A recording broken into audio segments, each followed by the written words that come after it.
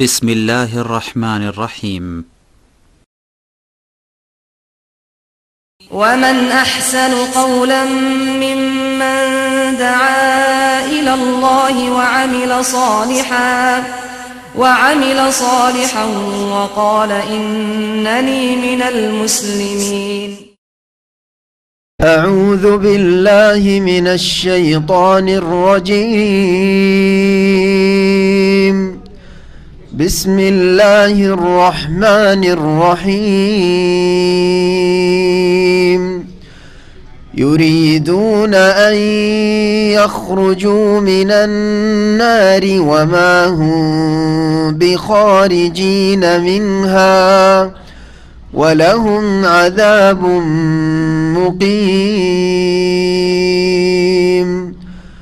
والسارق والسارقة فاقطعوا أيديهما جزاء بما كسبا نكالا من الله والله عزيز حكيم. فمن تاب من بعد ظلمه وأصلح فإن الله يتوب عليه إن الله غفور رحيم. ألم تعلم أن الله له ملك السماوات والأرض يعذب من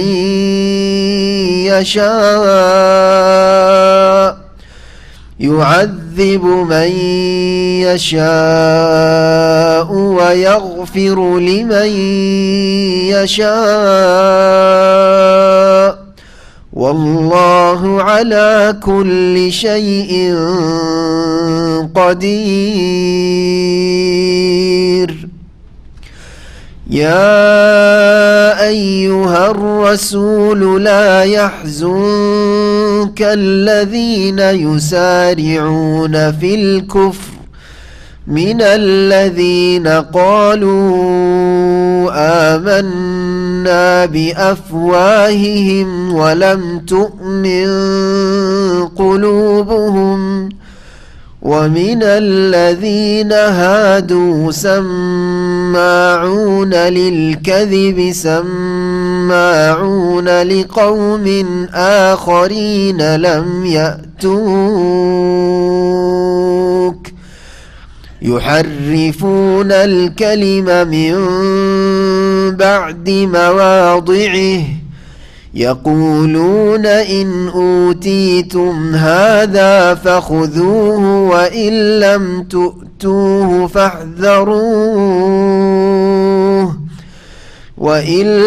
تؤتوه فاحذروه ومن يرد الله فتنته فلن تملك له من الله شيئا. أولئك الذين لم يرد الله أن يطهر قلوبهم لهم في الدنيا خزي ولهم في الآخرة عذاب عظيم. سماعون للكذب أكالون للسحت فإن جاءوك فاحكم بينهم أو أعرض عنهم وإن تعرض عنهم فلن يضروك شيئا وإن حكمت فاحكم بينهم بالقسط إن الله يحب المقسطين.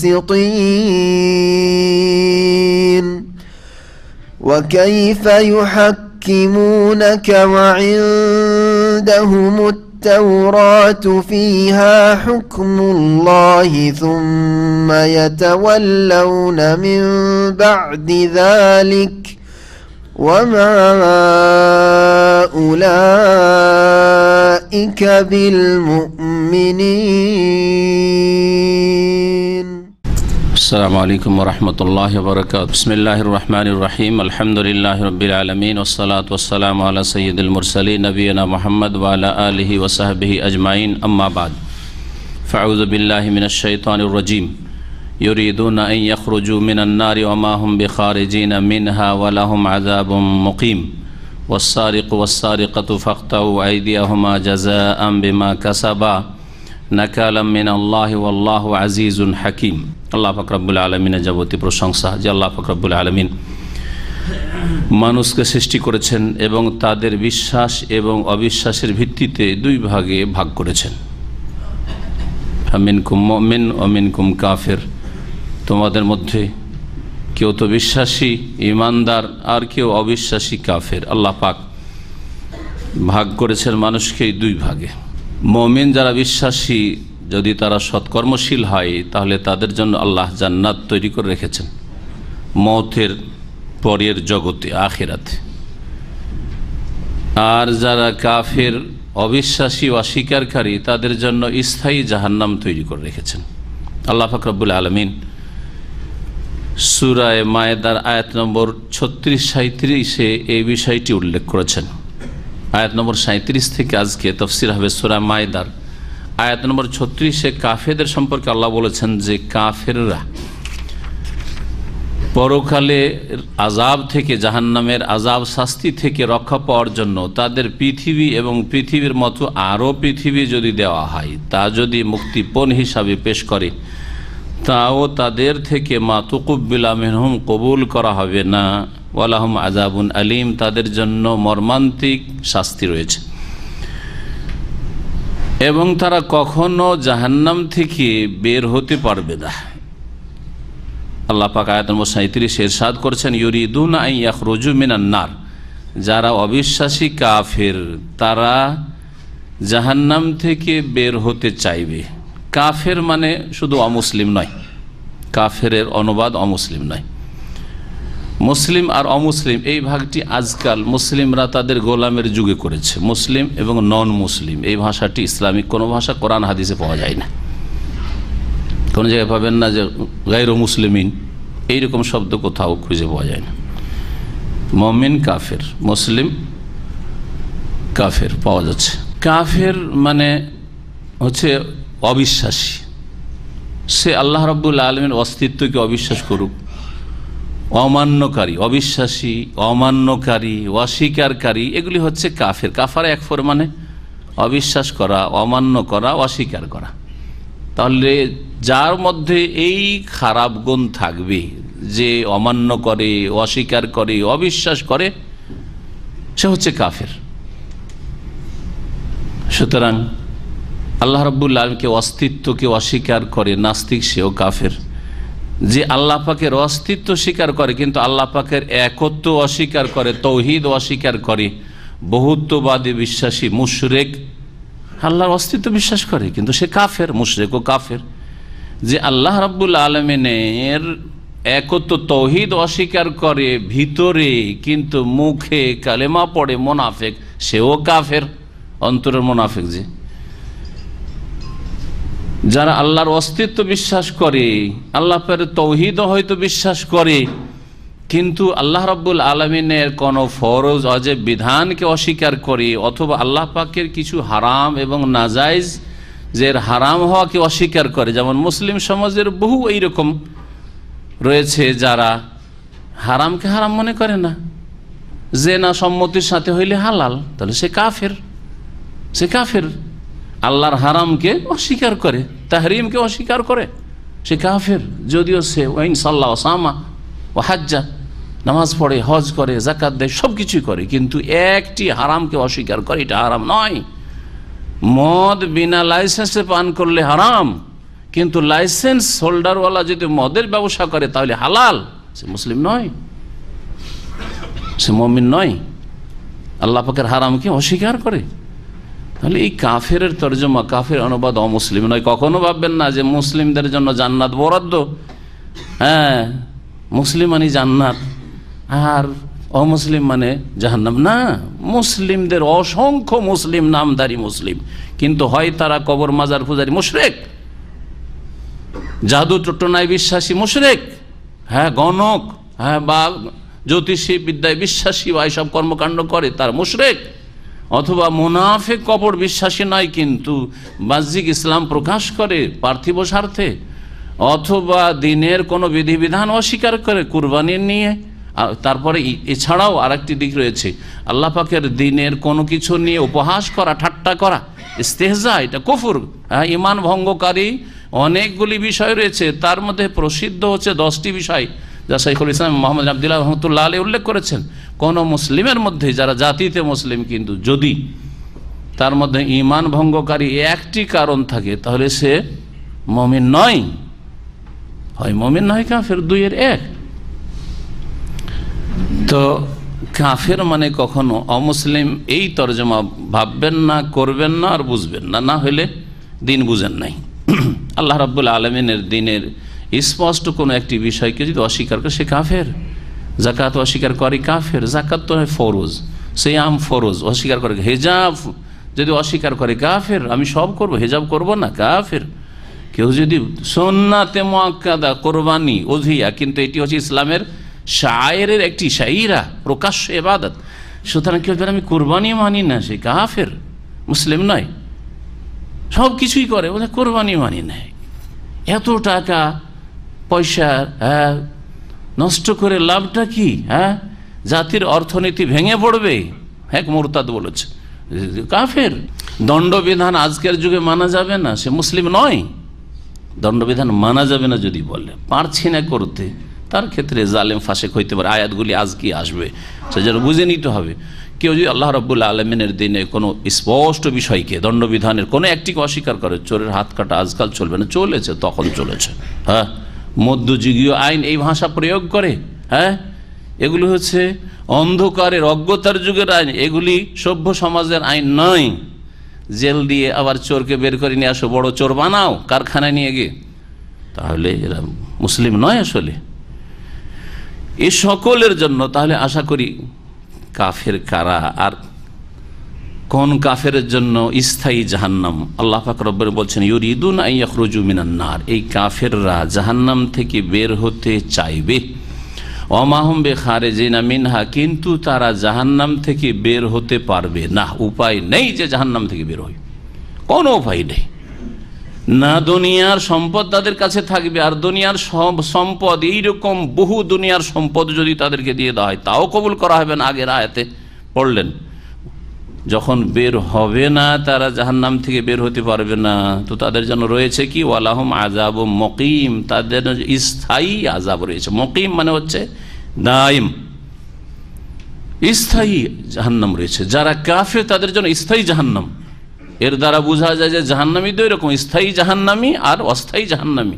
যারা মুসলিম, ঈমান ইসলামকে এমন কোনো অন্যায় দ্বারা, ঈমান ভঙ্গকারী বিষয় দিয়ে ভঙ্গ করেনি, শিরকের মাধ্যমে, কুফরের মাধ্যমে, সেহরের মাধ্যমে, কাহানাত,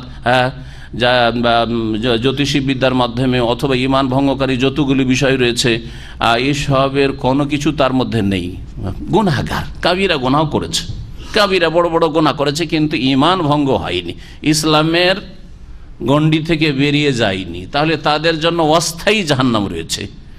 দীর্ঘকাল রয়েছে, না হয় অনেক কাল রয়েছে, কিছু কাল রয়েছে, না হয় আল্লাহর রহমতে সাজা শাস্তি ছিল, প্রথমেই বেরিয়ে গেছে, নাজাত পেয়ে গেছে, নবী সাল্লাল্লাহু আলাইহি ওয়াসাল্লামের শাফাআতি হয়তো জাহান্নামে যাওয়ার আগেই পার পেয়ে গেছে, না হলে জাহান্নামে গেছে, জাহান্নাম থেকে আল্লাহর রহমতে বা নবী মুহাম্মদ রাসূলুল্লাহ শাফাআতে উঠে এসছে। এ হচ্ছে অস্থায়ী জাহান্নামীদের অবস্থা। ওয়ালাহুম আযাবুম মুকিম, এখান থেকে প্রবাসীদেরকে কি বলা হয়? এখানে মুকিম বলা হয়। এখান থেকে আপনাদের যে কার্ডটা, এটাকে বলা হয় একামা বলা হয়। মুকিম থেকে মানে আপনি স্থায়ী থাকতে পারছেন মোটামুটি যতদিন আপনার কার্ডের ভ্যালিডিটি আছে। পক্ষান্তরে একজন জায়ের, ভিজিটর, আসো আর যাও, তুমি অতিথি, 15 দিনের তোমার ভিজিট বা 6 মাসের ভিজিট, মেহমান, তুমি আসো যাও, ঠিক কিনা? হ্যাঁ হ্যাঁ, তো মুকিম, জি, ওখান থেকে মুকিম শব্দটি নিয়েছে। আজকালকার এই নতুন ভাষায় ওয়ালাহুম আযাবুম মুকিম, কাফেরদের জন্য স্থায়ী জাহান্নামের শাস্তি রয়েছে। আর বহু রকমের শাস্তি রয়েছে জাহান্নামে, শুধু আগুনের আযাব নয়, বহু আযাব রয়েছে। তারপরে আল্লাহ রাব্বুল আলামিন একটি বিশেষ দণ্ডবিধান বর্ণনা করেছেন, তা হচ্ছে চোরের আল্লাহর নির্ধারিত দণ্ডবিধান। চোর যদি চুরি করে তাহলে তার দণ্ডবিধান। মহান আল্লাহ ইরশাদ করেছেন ওয়াসারিকু ওয়াসারিকাতু, চোর এবং চোরনি। আল্লাহ রাব্বুল আলামিন চুরির পেশার ক্ষেত্রে প্রথম পুরুষ চোরের কথা উল্লেখ করেছেন, আর পরে মহিলা চোরের কথা, চোরনির কথা উল্লেখ করেছেন। পক্ষান্তরে সূরা নূরে যখন ব্যভিচারের অপরাধের কথা এসছে এবং দণ্ডবিধানের কথা এসছে, তখন আল্লাহ পাক বলছেন আয-যানিয়াতু ওয়াজ-যানি। প্রথম ব্যভিচারকারিনীর কথা উল্লেখ করেছেন, তারপরে ব্যভিচারকারী পুরুষের কথা উল্লেখ করেছেন। রহস্য কি? রহস্য কি? ব্যভিচারের ক্ষেত্রে নারীর ভূমিকা বেশি থাকে, নারীর ভূমিকা বেশি থাকে, একমাত্র জবরদস্তির, আর এটা অল্প এরকম ঘটে থাকে। কিন্তু সম্মতির জেনাই হচ্ছে ব্যাপক আকার ধারণ করে আছে বর্তমান যুগে, এবং যুগে যুগে সম্মতির জেনাই বেশি হয়েছে। এই সম্মতির ব্যভিচারের ক্ষেত্রে নারীর ভূমিকা বেশি আছে। নারী যদি লিফট না দেয়, সুযোগ না দেয়, দুর্বল না হয় তার ঈমান, আখলাক, চরিত্র, তাহলে কখনো জেনার সুযোগ পাবে না। আর জবরদস্তি, জেনা, ধর্ষণ অত সহজ বিষয় নয়। জি, সেই জন্য আল্লাহ পাক আগে জেনাকারিনীর কথা, ওয়াজ-যানিয়াতু ওয়াজ-যানি, আয-যানিয়াতু ওয়াজ-যানি ফাজলিদু কুল্লা ওয়াহিদিম মিনহুমা, তাদের প্রত্যেককে বেত্রাঘাত করো, মিয়াতা জালদা, 100টি বেত মারো। জি। পক্ষান্তরে চোর, চুরির পেশা, পুরুষরাই বেশি চোর হয়, মহিলা চোর খুব কমই পাওয়া যায়, তাই না? মহিলা চোর খুব কমই পাওয়া যায়, কিন্তু পাওয়া যায়, পাওয়া যায়। আজকাল অনেক সুপার মার্কেটে যখন ক্যামেরা ছিল না, এখানে মহিলা চোরও ভালোই পাওয়া যায়। জি হ্যাঁ। তো ওয়াসারিক ওয়াসারিকাত, আল্লাহ বলছেন চোর আর চোরনি এদের শাস্তি শোনো। ফাকতাউ আইদিয়াহুমা, তাদের হাতগুলি কেটে নাও। আল্লাহ পাক এই সম্বোধন কাকে করেছেন? হ্যাঁ, জনগণকে করেছেন না আলেম ওলামা শেখদেরকে করেছেন? হ্যাঁ, না মুফতি সাহেবকে করেছেন? হ্যাঁ, শাসককে করেছেন। এবং শাসকের সাথে শাসকের প্রতিনিধি। শাসক সরাসরি গোটা দেশের অর্ডার দিতে পারবে না এক জায়গায় বসে, সুতরাং শাসকের প্রতিনিধি প্রত্যেক ডিস্ট্রিক্টে আছে, যাদের কাছে রোলিং ক্ষমতা আছে, আদেশ নিষেধের ক্ষমতা সরকার দিয়ে রেখেছে, তারা করবে। সেটা জজ হোক অথবা ডিস্ট্রিক্টের কোনো দায়িত্বশীল হোক সরকারের পক্ষ থেকে, অথবা এলাকার গভর্নর হোক, এরা হচ্ছে সরকারের হাকিম মুসলিম শাসকের প্রতিনিধি। তাদেরকে সম্বোধন করা হয়েছে। এক কথায় দণ্ডবিধান কোন ব্যক্তি, কোন গোষ্ঠী, কোন সম্প্রদায়, কোন বংশ, কোন গোত্র বাস্তবায়ন করার অধিকার রাখে না। আইন বিধান নিজের হাতে নেওয়া যায় না যতক্ষণ পর্যন্ত জি মুসলিম শাসক এই নির্দেশ না দেবে। তাদের উপর ফরজ, তারা যদি বাস্তবায়ন না করে কিয়ামতের দিনে আমাকে আপনাকে জিজ্ঞেস করবেন। আমরা নিজেরা প্রস্তুত থাকব যে এইরকম যদি সরকারের অর্ডার হয় তাহলে আমরা তার ভরপুর সহযোগিতা করব। জি হ্যাঁ, এবং সমর্থন করব। এই নয় যে চোরের হাত কেটেছে সরকার সেই জন্য রাস্তায় মিছিল নামিয়ে দেবো, তাহলে তারা আল্লাহ দ্রোহী, আল্লাহর দুশমন। তারা সরকার দ্রোহী নয় শুধু, তারা আল্লাহ দ্রোহী। কারণ আল্লাহর বিধান বাস্তবায়ন সরকার করতে চেয়েছে, এরা মিছিল করছে। পাকিস্তানে এক আমলে জিয়াউল হকের যুগে বেশ্যাখানার লাইসেন্স ক্যান্সেল করে দিল। ইসলামের বিরুদ্ধে ষড়যন্ত্রকারী যত দেশের মুনাফিক, মুসলিম সমাজে বহু মুনাফিক আছে, মুনাফিক এবং বিদেশি ইহুদি নাসারা ইসলামের শত্রু, তারা মহিলাদেরকে, হাজার হাজার মহিলাদেরকে মিছিলে নামিয়ে দিল।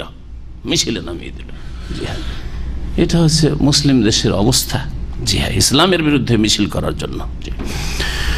তো এরা শুধু দেশের শত্রু নয়, এরা শাসকের শত্রু নয়, এরা হচ্ছে ইসলামের শত্রু। এরা আল্লাহ রাব্বুল আলামিন এবং তার রাসূল সাল্লাল্লাহু আলাইহি ওয়াসাল্লামের দুশমন। আল্লাহ পাক রব্বুল বলছেন তাদের হাতগুলি কেটে নাও। চোর এবং চোরনি যদি চুরির অপরাধে ধরা পড়ে তাহলে তাদের হাতগুলি কেটে নাও। জাযাআম বিমা কাসাবা, তারা যে কর্ম করেছে তার প্রতিদান হিসাবে, বদলা, শাস্তি হিসাবে, জাযা, বদলা। নাকালাম মিন আল্লাহ, এটি আল্লাহর পক্ষ থেকে দৃষ্টান্তমূলক শাস্তি স্বরূপ। নাকাল মানে হচ্ছে আযাব, কিন্তু নাকাল আর আযাব এতে একটু পার্থক্য হচ্ছে এই যে নাকালা ইয়ানকলো মানে শাব্দিক অর্থ কিন্তু আযাব হয় না। নাকালা ইয়ানকলো মানে হয় ফিরে আসা, রাজা, আরবিতে আবিধানিক অর্থ। তাহলে আযাবকে, শাস্তিকে নাকাল কেন বলা হয়? দৃষ্টান্তমূলক শাস্তি। নাকাল মানে আযাব বললাম, শাস্তি, শাস্তি এটা হচ্ছে পানিশমেন্ট। তো এই পানিশমেন্টকে নাকাল কেন আরবিতে বলা হয়? কারণ পানিশমেন্টের মাধ্যমে ওই লোক যদি বেঁচে থাকার অধিকার রাখে তাহলে এই অপরাধ থেকে ফিরে আসবে, আর এই অপরাধ করবে না। চোরের একবার যদি হাত কাটায় আর এক পা আর হাত কাটাতে যাবে না, ঠিক না? আর অন্যরা যারা দর্শক দেখবে আর শ্রোতা শুনবে যে দেশে এক চোরের হাত কাটা হয়েছে, চোর সব রাজাও মিনাস সারিকা, চুরি করার মন মানসিকতা থেকে, অসৎ উদ্দেশ্য থেকে ফিরে আসবে। এই জন্য এই রকমের শাস্তি, দণ্ডবিধানের শাস্তিকে নাকাল বলা হয়েছে কোরআনের ভাষায়, নাকাল মিন আল্লাহ। আল্লাহু আজিজুন হাকিম, মহান আল্লাহ পরাক্রান্ত, মহাপরাক্রান্ত, আজিজ, সর্বজয়, হাকিম, প্রজ্ঞাবান। চোর এবং চোরনির হাত কাটতে হবে, এতটুকু জানলেন। এখানে কয়েকটি মাসআলা। একটি মাসআলা, হাত কাটতে, হাত কত দূর পর্যন্ত? এতটুকু হাত, এইটুকু হাত আর এইটুকু হাত, ঠিক না? কতটুকু কাটতে হবে? হ্যাঁ, নবী করিম সাল্লাল্লাহু আলাইহি ওয়াসাল্লামের হাদিস সেটাকে সুনির্ধারিত করেছে এই কবজি পর্যন্ত, জি, এতটুকু কাটতে হবে। আর একটি মাসআলা, অল্প চুরি করলেও চোর হয় আর বেশি চুরি করলেও চোর হয়।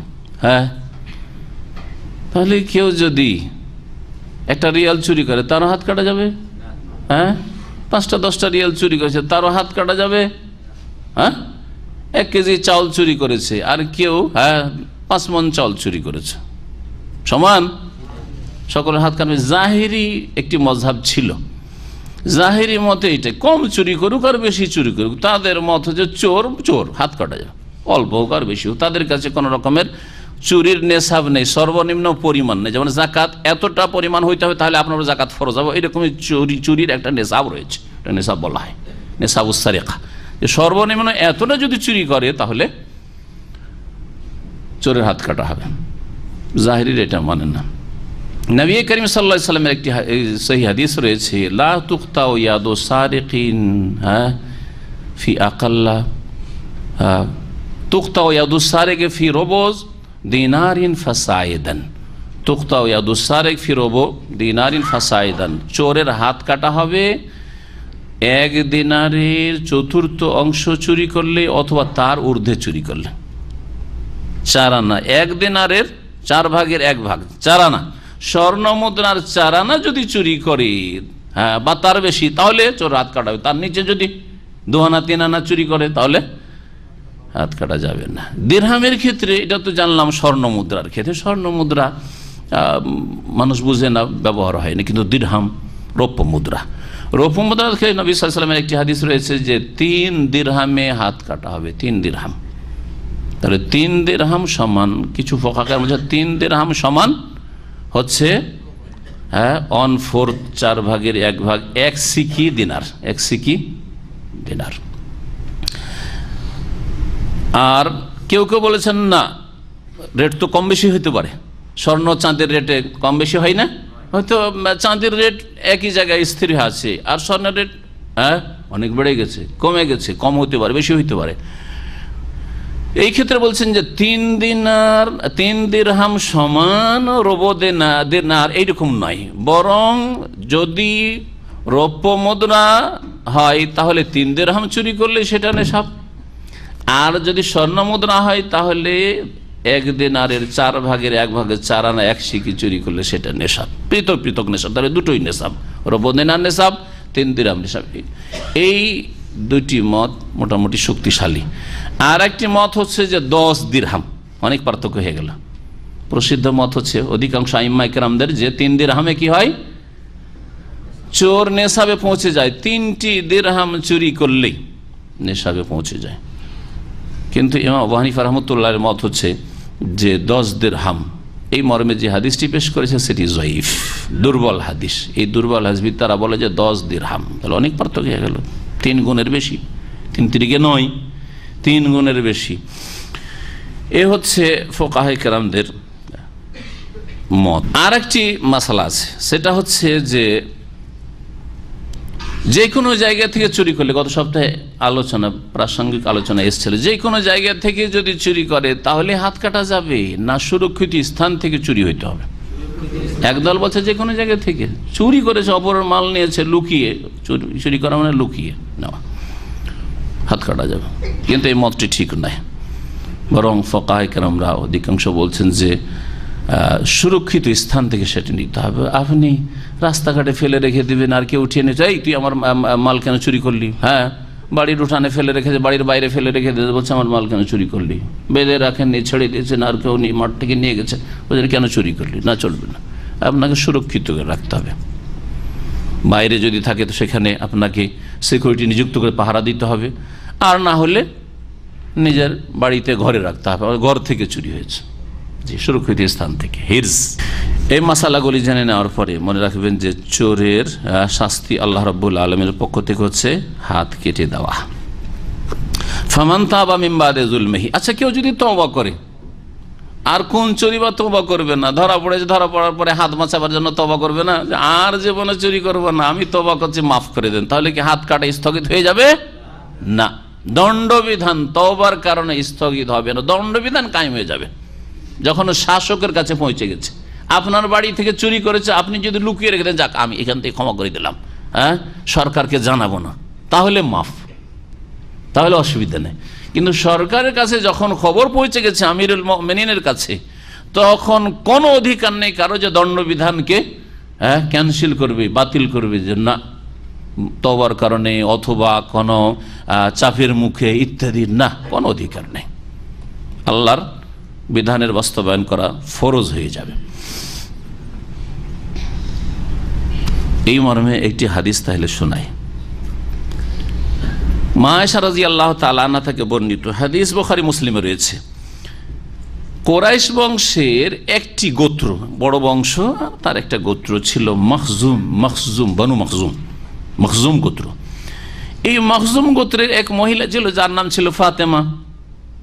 এই ফাতেমা চুরি করে, কয়েকবার চুরি করে, শেষ পর্যন্ত ধরা পড়ে নবী করিম সাল্লাল্লাহু আলাইহি ওয়াসাল্লামের কাছে সংবাদও পৌঁছে যায়। নবী সাল্লাল্লাহু আলাইহি ওয়াসাল্লামের কাছে সংবাদ পৌঁছে গেল মানে, হ্যাঁ, ইমামুল মুসলিমিন রাসূলুল্লাহ সাল্লাল্লাহু আলাইহি ওয়াসাল্লামের কাছে সংবাদ পৌঁছে গেছে। আর দণ্ডবিধান, হ্যাঁ, এর ক্ষেত্রে যদি যার বাড়ি চুরিয়েছে বলে যেন আমি মাফ করে দিলাম, চলবে না। আর তুমি মাফ করলে, আগে মাফ করে তো খবর দিতে না, তুমি, হ্যাঁ, কেস পৌঁছাতে না সরকারকে।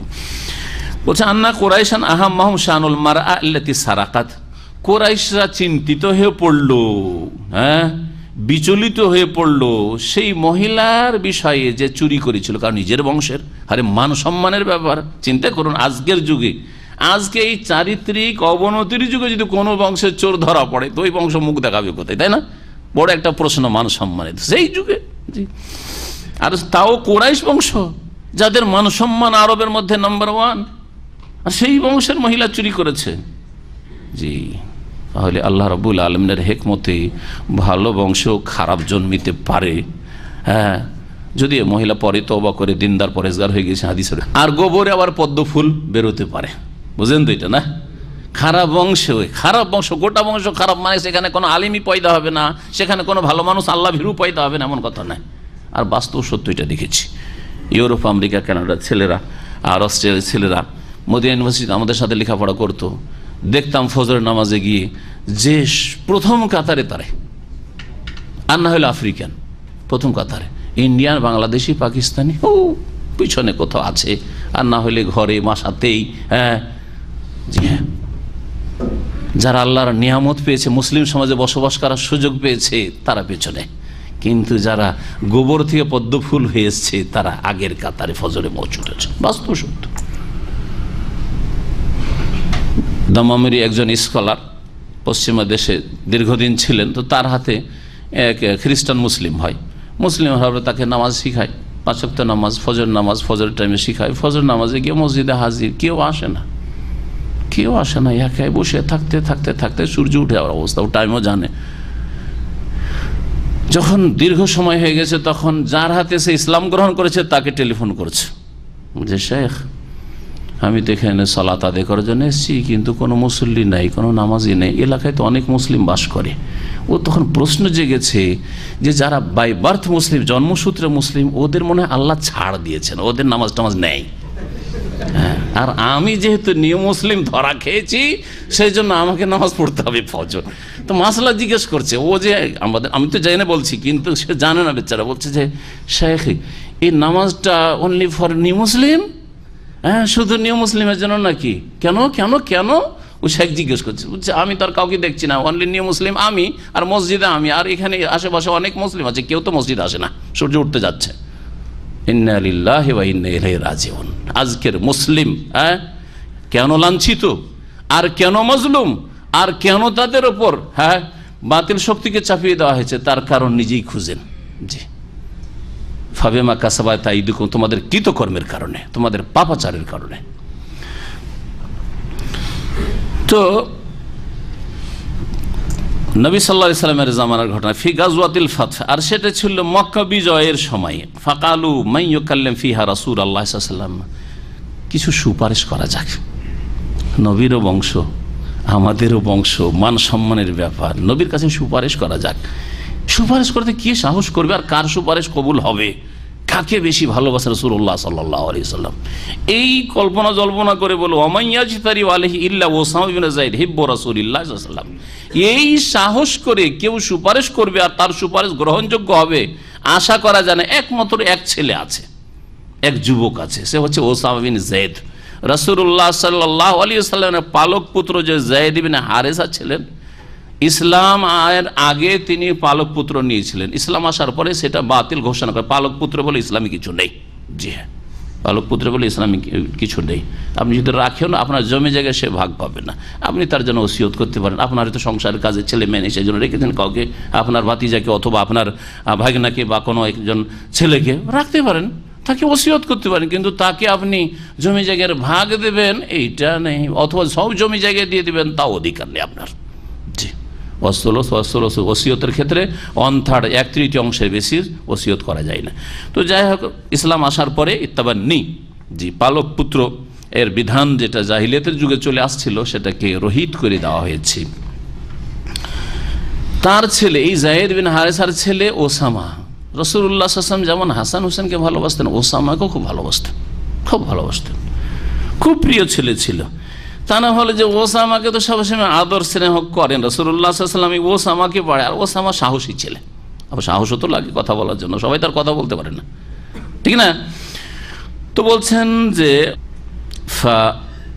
আতা বিহা রাসূলুল্লাহ সাল্লাল্লাহু আলাইহি ওয়াসাল্লাম ফাকাল্লামাহু ফিহা, ওই মহিলা বিষয়টিকে নিয়ে বা মহিলাকে নিয়ে আসলো রাসূলুল্লাহ সাল্লাল্লাহু আলাইহি ওয়াসাল্লাম কাছে, পাঠাইলো আর কি কুরাইশরা, যে যাও তুমি কথা বলো নবী সাল্লাল্লাহু আলাইহি ওয়াসাল্লাম। যে আমাদের মহিলা, যদি পুরুষ হইতো আমরা কিছু বলতাম না, মহিলা আর আমাদের বংশের, তো এর হাত কাটাটা স্থগিত রাখা হোক, ক্ষমা করে দেওয়া হোক। ফাকাল্লামাহু ফিহা Osama bin Zaid, Osama bin Zaid এই বিষয়ে কথা বললেন। ফাতাওয়া তালাওয়ানা ওয়াজহু রাসূলিল্লাহ সাল্লাল্লাহু আলাইহি ওয়াসাল্লাম ফাকা, রাসূলুল্লাহ সাল্লাল্লাহু আলাইহি ওয়াসাল্লামের মোবারক চেহারার রং পরিবর্তন হয়ে গেল, রাগে চেহারা লাল হয়ে গেছে। চেহারা পরিবর্তন কখন হয়? মানুষ যখন চরম রেগে যান। নবী সাল্লাল্লাহু আলাইহি ওয়াসাল্লাম ব্যক্তি জীবনের কোনো ক্ষেত্রে রাগ করতেন না, একমাত্র আল্লাহর দ্বীনের কোনো কিছু যদি বিনষ্ট করা হইতো তাহলে তাতে রাগান্বিত হইতেন। এটা আল্লাহর দ্বীন, আল্লাহর হুদুদ, আল্লাহর দণ্ডবিধান হচ্ছে আল্লাহর দ্বীন, যে আল্লাহ ফরজ করেছেন। 5 ওয়াক্ত সালাতের মতো যেমন শাসকের 5 ওয়াক্ত সালাত ফরজ, তেমন দণ্ডবিধান কায়েম করা ফরজ। যেমন শাসকের ওপর সিয়াম যাকাত ফরজ, হজ ফরজ, তেমনই দণ্ডবিধান কায়েম করা ফরজ। রাসূলুল্লাহ সাল্লাল্লাহু আলাইহি ওয়াসাল্লাম রাগান্বিত হয়ে বলে, আতাশফা ফি হাদ্দিন মিন হুদুদিল্লাহ আযজা ওয়া জাল, আরে আল্লাহ রাব্বুল আলামিনের দণ্ডবিধানে তোমরা সুপারিশ করছো? ফাকাল্লাহু ওসামা ভয় পেয়ে গেছেন, বলছেন ইস্তাগফিরলি ইয়া রাসূলুল্লাহ, আমার জন্য আল্লাহর কাছে ক্ষমা চান, আমি অপরাধ করেছি, অন্যায় কাজ করেছি। ভুল করেছি, আমার জন্য আল্লাহর কাছে ক্ষমা চান, আপনি ইস্তেগফার করেন। ফালাম্মা কানাল আশি, বৈকাল যখন হইল, কামা রাসূলুল্লাহ সাল্লাল্লাহু আলাইহি, সকালবেলার তাহলে ঘটনা এটি ছিল। সাধারণত আলাপ আলোচনা দিনের বৈকালে, ধরেন আসর পরে, মাগরিব পরে, এশা পরে, এগুলি হচ্ছে সময়। তো রাসূলুল্লাহ সাল্লাল্লাহু আলাইহি ওয়াসাল্লাম বৈকালবেলা খুতবা দিলেন, বক্তব্য করলেন। খুতবা দিলেন, খুতবা মানে বক্তব্য, ঠিক না? তো বক্তব্য জাতির ভাষায় হইতে হবে না আরবি ভাষায় মন্ত্র পাঠ হইতে হবে? জাতির ভাষায়। খুতবা মানে খেতাব, অ্যাড্রেস করা, সম্বোধন করা। সুতরাং এই যে জুমার খুতবা আর ঈদের খুতবা, ভারত, বাংলাদেশ, পাকিস্তানে হানাফি ভাইদের, দেওবন্দি, বেরেলভিদের যে আরবি ভাষার মন্ত্র, তা দিয়ে জাতিকে অজ্ঞ রাখা হচ্ছে, জাতিকে দিন থেকে অজ্ঞ রাখা হচ্ছে। এর জবাব কিয়ামতের দিন দেবে এই আলেম সমাজ। রাসূলুল্লাহ সাল্লাল্লাহু আলাইহি ওয়াসাল্লাম আল্লাহ পাকে প্রশংসা করলেন, আর সুন্নতি খুতবা আল্লাহ পাকে প্রশংসা শুরুতে ফাসনা আর আল্লাহ বিমা আহলু, যতটুকু উচিত। সুম্মা কাল, তারপর আম্মা বাদ, ফাইন্নামা আহলাকাল্লাযিনা মিন ক্বাবলিকুম, বা আহলাকাল্লাযিনা মান ক্বাবলাকুম, তোমাদের পূর্বে যারা ছিল তাদেরকে আল্লাহ ধ্বংস করেছেন। কিসে ধ্বংস করেছেন? আন্নাহুম কানু ইযা সারাকা ফীহিমুশ শরীফু তারাকু, তাদের মধ্যে কোনো শরীফ মানুষ, ভদ্র মানুষ, সম্ভ্রান্ত পরিবারের কেউ যদি চুরি করত তাহলে তাকে ছেড়ে দিত, যে ছেড়ে দিতে হবে। ওয়াইদা সারাকা ফীহিমুদ দাঈফু, আর কোন দুর্বল, অসহায়, দুর্গত, গরিব, দুঃখী যদি চুরি করত, আকামু আলাইহিল হাদ্দা, তখন ইহুদি নাসারারা তার উপর কি করত? দণ্ডবিধান কায়েম করে দিত। তোমাদের পূর্বের লোকেরা মানে ইহুদি খ্রিস্টান, আহলে কিতাবরা এইরকমই করত। জি, মুখ দেখে, চেহারা দেখে দণ্ডবিধান কায়েম করা। জি হ্যাঁ, এই চরিত্র মুসলিম সমাজের বিচার চালিশে রয়েছে। তো আমাদের দেশের সামাজিক বিচারগুলিতে যদি সম্ভ্রান্ত পরিবারের হয়তো কে বিচার করে, আর করলে তাদের ফেভারে আগে থেকে সিদ্ধান্ত আসে, বিচারটা তাদের ফেভারে করতে হবে। এটা হচ্ছে ইহুদি খ্রিস্টানদের চরিত্র। তাদেরকে আল্লাহ ধ্বংস করেছেন, এই সামাজিক বিচারকারীদেরকে আল্লাহ ধ্বংস করবেন। ভালো করে শুনে রাখেন, এইরকম অবিচার করবেন না। যদি ন্যায় বিচার না করতে পারেন, ঘরে বসে থাকবেন, সেটা আপনার ঈমান আমলের জন্য আর জাহান্নাম থেকে বাঁচার জন্য সুরক্ষা। ওয়া ইন্নী ওয়াল্লাযী নাফসি বিয়াদিহি, আর আমি সেই আল্লাহর কসম করে বলছি যার হাতে আমার প্রাণ রয়েছে, লাউ আন্না ফাতেমাতা বিনতা মুহাম্মাদিন সারাকাত লাকাতাতু ইয়াদাহা। শুনে রাখো, এ তো ফাতেমা মাখজুম গোত্রের কথা বলছো। মুহাম্মাদের মেয়ে ফাতেমাও যদি চুরি করত, আমার মেয়ে ফাতেমা যদি চুরি করত, কত প্রিয়তম মেয়ে, তাহলে সেই ক্ষেত্রেও আমি লাকাতাতু ইয়াদাহা, অবশ্যই তার হাত কাটতাম, অবশ্যই তার হাত কাটতাম। সুম্মা আমার বেতিল কালমার আতে আল্লাতি সারাকাত, ওই মহিলা ফাতেমা যে চুরি করেছিল, ফাকুতি আতিয়াদুহা, তার হাত কেটে দেওয়া হয়েছিল। কালাত আয়েশা, মা আয়েশা রাদিয়াল্লাহু তাআলা বলছেন, ফাহাসনাত তাওবাতুহা বাদ, ওই মহিলা ওই এক হাত কাটাতেই সংশোধন হয়ে গেছিল এবং সুন্দর তওবা করেছিল। ওয়া তাজাওয়াজাত, এবং সে বিবাহিতাও পরে হয়েছিল। ওয়া কানাত তাতি বাদা যালিক, আর তারপরে ভালো চরিত্রবতী হয়ে যাওয়ার পরে আমার কাছে মাঝে মধ্যেই আসতো রাসূলুল্লাহ সাল্লাল্লাহু আলাইহি ওয়াসাল্লামকে কিছু বলার জন্য বা কোনো প্রয়োজনের জন্য। ফারফাও হাজাতাহ ইলা রাসূলিল্লাহ সাল্লাল্লাহু আলাইহি ওয়াসাল্লাম, তখন তার প্রয়োজন আমি রাসূলুল্লাহ সাল্লাল্লাহু আলাইহি ওয়াসাল্লামের কাছে পেশ করতাম যে এই ফাতেমা কোনো কাজে এসছে, কোনো প্রয়োজনে এসছে, কোনো অভাবের কারণে এসছে, তাকে দেওয়া হোক বা কিছু, এই সুপারিশও করতাম। তাহলে বোঝা গেল, কেউ যদি বড় অপরাধ করে সংশোধন হয়ে যায়, তাহলে তার সম্পর্কে আমাদের কোনো বিদ্বেষ থাকবে না, শত্রুতা থাকবে না, এবং তার সাথে কোনো রকমের ঘৃণাও থাকবে না যে তুই তো চোর ছিলি। কিন্তু আজকালকার মুসলিম জাহেল সমাজ জানেন, নামাজ ধরলে আর এক বিপদ আছে, এইরকম বিপদে অনেকে পড়ে আছে। অনেক বাটমারি করেছে, চুরি করেছে, আর অনেক বলবো ফিল্ম দেখছে, কত খারাপ কাজ করেছে, তওবা করেছে, নামাজ ধরেছে, ইসলাম সেন্টার আসছে। কি তুই বেশি মুসল্লি হয়ে গেছিস? কি ছিলি তুই? কি ছিলি? আউযুবিল্লাহ, কত খারাপ চরিত্র, চিন্তা করতে পেরেছেন আপনি? আরে ভাই, আমি ছিলাম তো কি হইলো? আমি ছিলাম তো কি হইলো? সাহাবায়ে কেরাম সকলে কাফের মুশরিক ছিলেন, সকলে কুফরি থেকে ইসলাম কবুল করেছেন, আর সকলে ইসলাম বিরোধী ছিলেন। রাসূলুল্লাহ সাল্লাল্লাহু আলাইহি ওয়াসাল্লাম কাছে প্রথম দিনে, দ্বিতীয় দিনে, তৃতীয় দিনে অল্প লোক ইসলাম কবুল করেছেন, বাকি তো ধীরে ধীরে বেশ কিছুদিন দুশমনি করার পরে তখন হক বুঝতে পেরেছেন। কোন সাহাবী তো তিরস্কার করেননি যে তুই এই করেছিস, সেই করেছিস, খালিদ বিন ওয়ালিদ তুমি এই কাজ করেছো, আবু সুফিয়ান তুমি এই কাজ করেছো, হিন্দা তুমি এই কাজ করেছো, ওমর তুমি এই কাজ করেছো, কত কেউ বলেনি? এরা চরিত্রহীন, নিজেরা চরিত্রহীন, তাদের দল বাড়াতে চায়। দেখছি যে আরে ইয়ে বেনামাজি ছিল, নামাজি হয়ে গেল, তা আমাদের তো মুশকিল এখন। হ্যাঁ, সেই জন্য একে কোন রকম তিরস্কার করে যদি আমাদের ধর্মে ফিরিয়ে নিতে পারি, আমরা একা কেন জাহান্নামে যাব, একেও যদি নিয়ে যেতে পারি। এরা হচ্ছে মানুষরূপী শয়তান। জি, মানুষরূপী শয়তান এরা। অধিকাংশ লোক আমার কাছে এসে অভিযোগ করে যে শেখ, হ্যাঁ দাঁড়িয়ে রেখেও বিপদ, কথা শুনতে হচ্ছে। হ্যাঁ, আর ইসলামিক সেন্টারে এসব বিপদ, কথা শুনতে হচ্ছে। আল্লাহ এই জন্যই তো সূরা আসরে বলেছেন ওয়াতাওয়াসাউ বিস-সাবরে। হ্যাঁ, ঈমান যথেষ্ট নয়, শুধু আমল যথেষ্ট নয়, তারপরে কি করতে হবে? হ্যাঁ, দাওয়াত দিতে হবে, তাও যথেষ্ট না। ওয়াতাওয়াসাউ বিস-সাবরে 4 নম্বরে ধৈর্য ধরতে হবে এখন। জি হ্যাঁ, ধৈর্য ধরতে হবে, 4টা কাজ করতে হবে, তাহলেই ক্ষতি থেকে বাঁচতে পারবেন, জাহান্নাম থেকে বাঁচতে পারবেন। আর ধৈর্যও ধরবেন না, লোকজন বলছে যে তুই কি ছিলি চোর আর আজকে মুসল্লি সেজে গেছিস, হ্যাঁ মোতাওয়া সেজে গেছিস, ওই সব কথা, এর চেয়ে বড় বড় কথা বলতে পারে। রাহিমাল্লাহ মুসা লাকাদ উজিয়া আকসার মিন যালিক। নবী সাল্লাল্লাহু বলছেন যে মুসা আলাইহিস সালামের আল্লাহ রহম করুক, লাকাদ উজিয়া ফিল্লাহি কাসীরান, অনেক তাকে কষ্ট দিয়েছে বনি ইসরাইল। কত যে কষ্ট দিয়েছে মুসা আলাইহিস সালামকে, নবী সাল্লাল্লাহু আলাইহি ওয়াসাল্লামকে কত যে কষ্ট দিয়েছে মুনাফিকরা, হ্যাঁ, তারপরে কাফেররা, এমনকি সাথী সঙ্গীদের পক্ষ থেকেও যে কষ্ট পাননি এমন কথা নেই, কষ্ট পেতে পারেন, কষ্ট বরদাস্ত করতে হবে। হ্যাঁ, তো আপনার সাথী সঙ্গে কষ্ট দিতে পারে, সেই ক্ষেত্রে বরদাস্ত করতে হবে। কেউ যাই হোক, ফিরে আসি তাফসীর দিকে, কথা লম্বা হয়ে যাচ্ছে। আল্লাহ রাব্বুল আলামিন বলছেন ফামান তাবা মিন বাদি যুলমিহি, কেউ যদি নিজের জুলম অত্যাচারের পরে, মানে পাপ করার পরে যদি তওবা করে, ও আসলাহা, এবং সংশোধন করে নেয়, তাহলে বোঝা গেল যে তওবা মানে মৌখিক বিষয় নয়, তওবা প্লাস ইসলাহ, নিজেকে সংশোধিত করে নেওয়া। তওবা সংশোধন করেননি বলে আমি তওবা করে নিয়েছি না।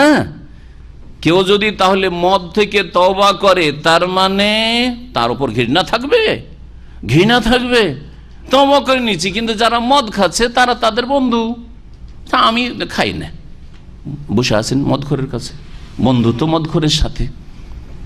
ব্যভিচার থেকে তওবা করে নিয়েছে, কিন্তু যারা ওই রকম চরিত্রহীন তাদের সাথে তার সম্পর্ক। বেনামাজি হওয়া থেকে তওবা করে নিয়েছে, আবার বেনামাজিদের সাথে তার খাতির ধরম বরম। হ্যাঁ, ইসলাম হলো না, তো ইসলাম হলো না। আপনাকে পাপ এবং পাপীদের বর্জন করতে হবে, খারাপ সমাজ বর্জন করতে হবে। তওবার সাথে সাথে এই জন্য অনেকগুলি আয়াতে আল্লাহ ইসলাহর কথা উল্লেখ করেছেন, আর না হলে আমাল সালের কথা উল্লেখ করেছেন। ইল্লা মান তাবা ওয়া আমানা ওয়া আমিলা আমালান সালিহান, হয় আমল সালের কথা উল্লেখ করেছেন, আর না হলে তাবা ওয়া আসলাহা, তওবা করে সংশোধিত হইতে হবে। ফাইনাল্লাহ ইয়াতুবু আলাইহি, তাহলে আল্লাহ তার তওবা কবুল করবেন। তওবা কবুল করবেন মানে আল্লাহ আখিরাতে শাস্তি দেবেন না, কিন্তু দুনিয়ার দণ্ডবিধান মাফ হবে না। খুন করে আসবে খুনি, তারপর বলে আমি তওবা করে নিয়েছি। হ্যাঁ, গাঁজা নিয়ে আসবে শহীদ হওয়ার, বলছে আমি তওবা করে নিয়েছি, হ্যাঁ তওবা করছি, আস্তাগফিরুল্লাহ আস্তাগফিরুল্লাহ, আর জীবনে গাঁজা নিয়ে আসবো না, হ্যাঁ জীবনে গাঁজা খাবো না। ছেড়ে দেবে পুলিশ? না, কখনো না। দুনিয়ার শাস্তি দেবে, দুনিয়ার শাস্তি দেবে। আর তোমার রবের মাঝে যে তোমার আযাব ছিল আল্লাহর পক্ষ থেকে, দুনিয়া আখিরাতের আযাব, আল্লাহ সেটা ক্ষমা করে দেবে। দুনিয়ার গজব পড়বে না, আখিরাতের আযাবের সম্মুখীন হবে না তওবার মাধ্যমে।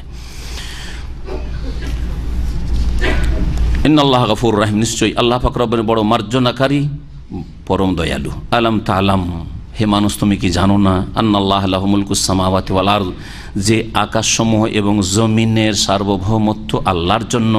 ইউআযযিবু মান ইয়াশাউ, যাকে চান আল্লাহ পাক শাস্তি দিয়ে থাকেন। ওয়া ইয়াগফিরু লিমান ইয়াশা, যাকে চান আল্লাহ ক্ষমা করেন, ক্ষমা করবেন। আল্লাহ রাব্বুল আলামিন যে ক্ষমা চাইবে তাকে ক্ষমা করবেন, যে ক্ষমা চাইবে না তাকে আল্লাহ আযাব দেবেন।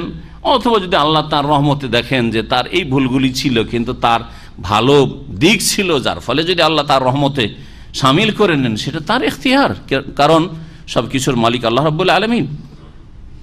ওয়াল্লাহু আলা কুল্লি শাইইন কাদির, এবং মহান আল্লাহ সবকিছুর উপর ক্ষমতাবান। ইয়া আইয়ুহার রাসূল লা ইয়াহজুনকাল্লাযীনা ইউসারিউনা লা ইয়াহজুনকাল্লাযীনা ইউসারিউনা ফিল কুফর মিনাল্লাযীনা ক্বালু আমান্না বিআফওয়াহিহিম ওয়া লাম তুমিন কুলুবুহুম ওয়া মিনাল্লাযীনা হাদু সাম্মাউনা লিল কাযিবি সাম্মাউনা লিকওমিন আখারিন। আল আয়াত বড় লম্বা আছে। আয়াত নম্বর 41, আয়াত নম্বর 41 থেকে নিয়ে 44 পর্যন্ত এই আয়াতগুলিতে মদিনার ইহুদিদের কথা উল্লেখ করা হয়েছে। এই ইহুদিদের মধ্যে একটি ঘটনা ঘটেছিল অপরাধের, ক্রাইমের, যার বিচার নিতে এসেছিল ইহুদিরা রাসূলুল্লাহ সাল্লাল্লাহু আলাইহি সাল্লামের কাছে। এই বিষয়গুলি আল্লাহ পাক রব্বুল উল্লেখ করেছেন। ঘটনাটি কি ছিল এই মর্মে দুটি রিওয়ায়াত বা দুটি বর্ণনা পাওয়া যায়। একটি বর্ণনা হচ্ছে যে ব্যভিচার, এক ইহুদি পুরুষ এবং ইহুদি মহিলা ব্যভিচারে লিপ্ত হয় এবং এই ঘটনার শাস্তি এই জন্য নবী করিম সাল্লাল্লাহু আলাইহি সাল্লামের কাছে বিচার নিতে আসে। বিচার নিতে জন্য আসে যে যদি সুবিধাজনক বিচার হয় তাহলে মেনে নেব, আর যদি মনের উল্টা হয় তাহলে মানব না।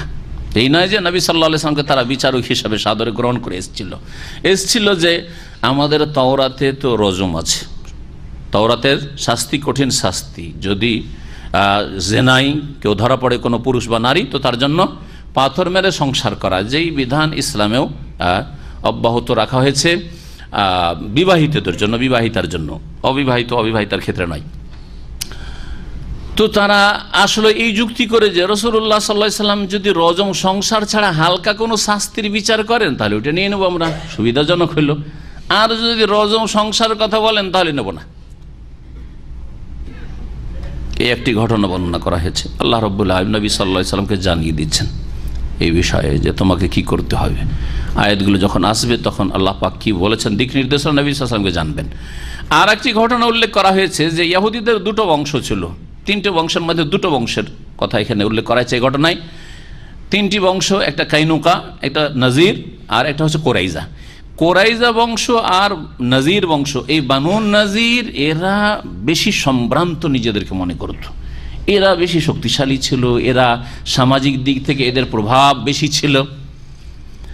আর বানু কোরাইজা তুলনামূলক তাদের চাইতে নিচু মানের ছিল বংশ।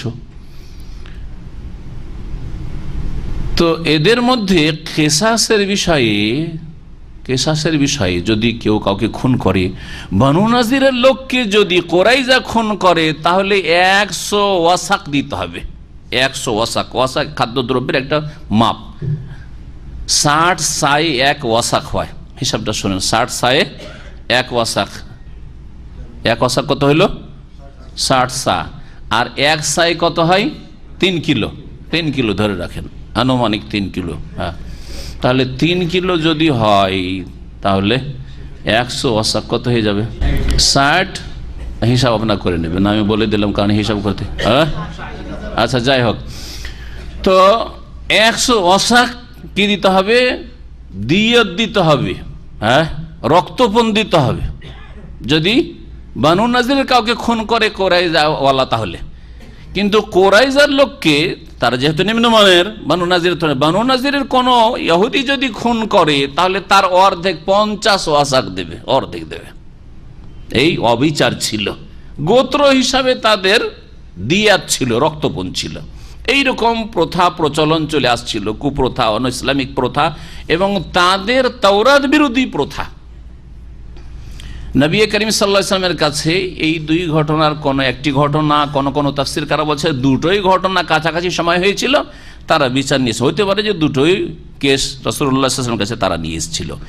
নবী করিম সাল্লাল্লাহু আলাইহি ওয়াসাল্লামের কাছে যখন তারা নিয়ে আসে তখন তারা কি বলেছিল তা শুনে বলছেন, ইয়া আইয়ুহা রাসূল, আল্লাহ পাক নবী মুহাম্মদুর রাসূলুল্লাহ সাল্লাল্লাহু আলাইহি ওয়াসাল্লামকে সম্বোধন করেছেন কি বলে? ইয়া আইয়ুহার রাসূল, হে রাসূল, হে রাসূল। কোন আয়াতে, কয়েকটি আয়াতে রয়েছে নবীকে আল্লাহ পাক সম্বোধন করছে ইয়া আইয়ুহান নবিয়্যু, হে নবী, কুল্লি আজওয়াজিকা, ইয়া আইয়ুহান নবিয়্যু লিমা তুহাররিমু মা আহাল্লাল্লাহু লাক, তাই না? জি, ইয়া আইয়ুহান নবিয়্যু। অথবা সম্বোধন করছে ইয়া আইয়ুহাল মুজাম্মিল, হ্যাঁ, মুজাম্মিল উপাধি দিয়ে, জি, চাদর আবৃত। ইয়া আইয়ুহাল মুদাসসির, জি, মুদাসসির, জি, বস্ত্র আবৃত, চাদর আবৃত। হ্যাঁ, এই বলে আল্লাহ সম্বোধন করছেন। নাম বলে কোন আয়াতে নেই যে আল্লাহ বলছেন ইয়া মুহাম্মদ, ইয়া আহমদ, এইরকম করে আল্লাহ পাক রব্বুল নবী মুহাম্মদ রাসূলুল্লাহ সাল্লাল্লাহু আলাইহি ওয়াসাল্লামকে সম্বোধন কোন জায়গায় করেননি। পক্ষান্তরে আম্বিয়া রাসূলগণে দেখেন, হ্যাঁ, ইয়া নূহ আছে কোরআনে কারীমে, হ্যাঁ, ইহবিত বিসালাম, জি, ইয়া নূহ, ওয়া নাদাইনাহু আইয়া ইব্রাহিম, আর আমি ডাকলাম হে ইব্রাহিম।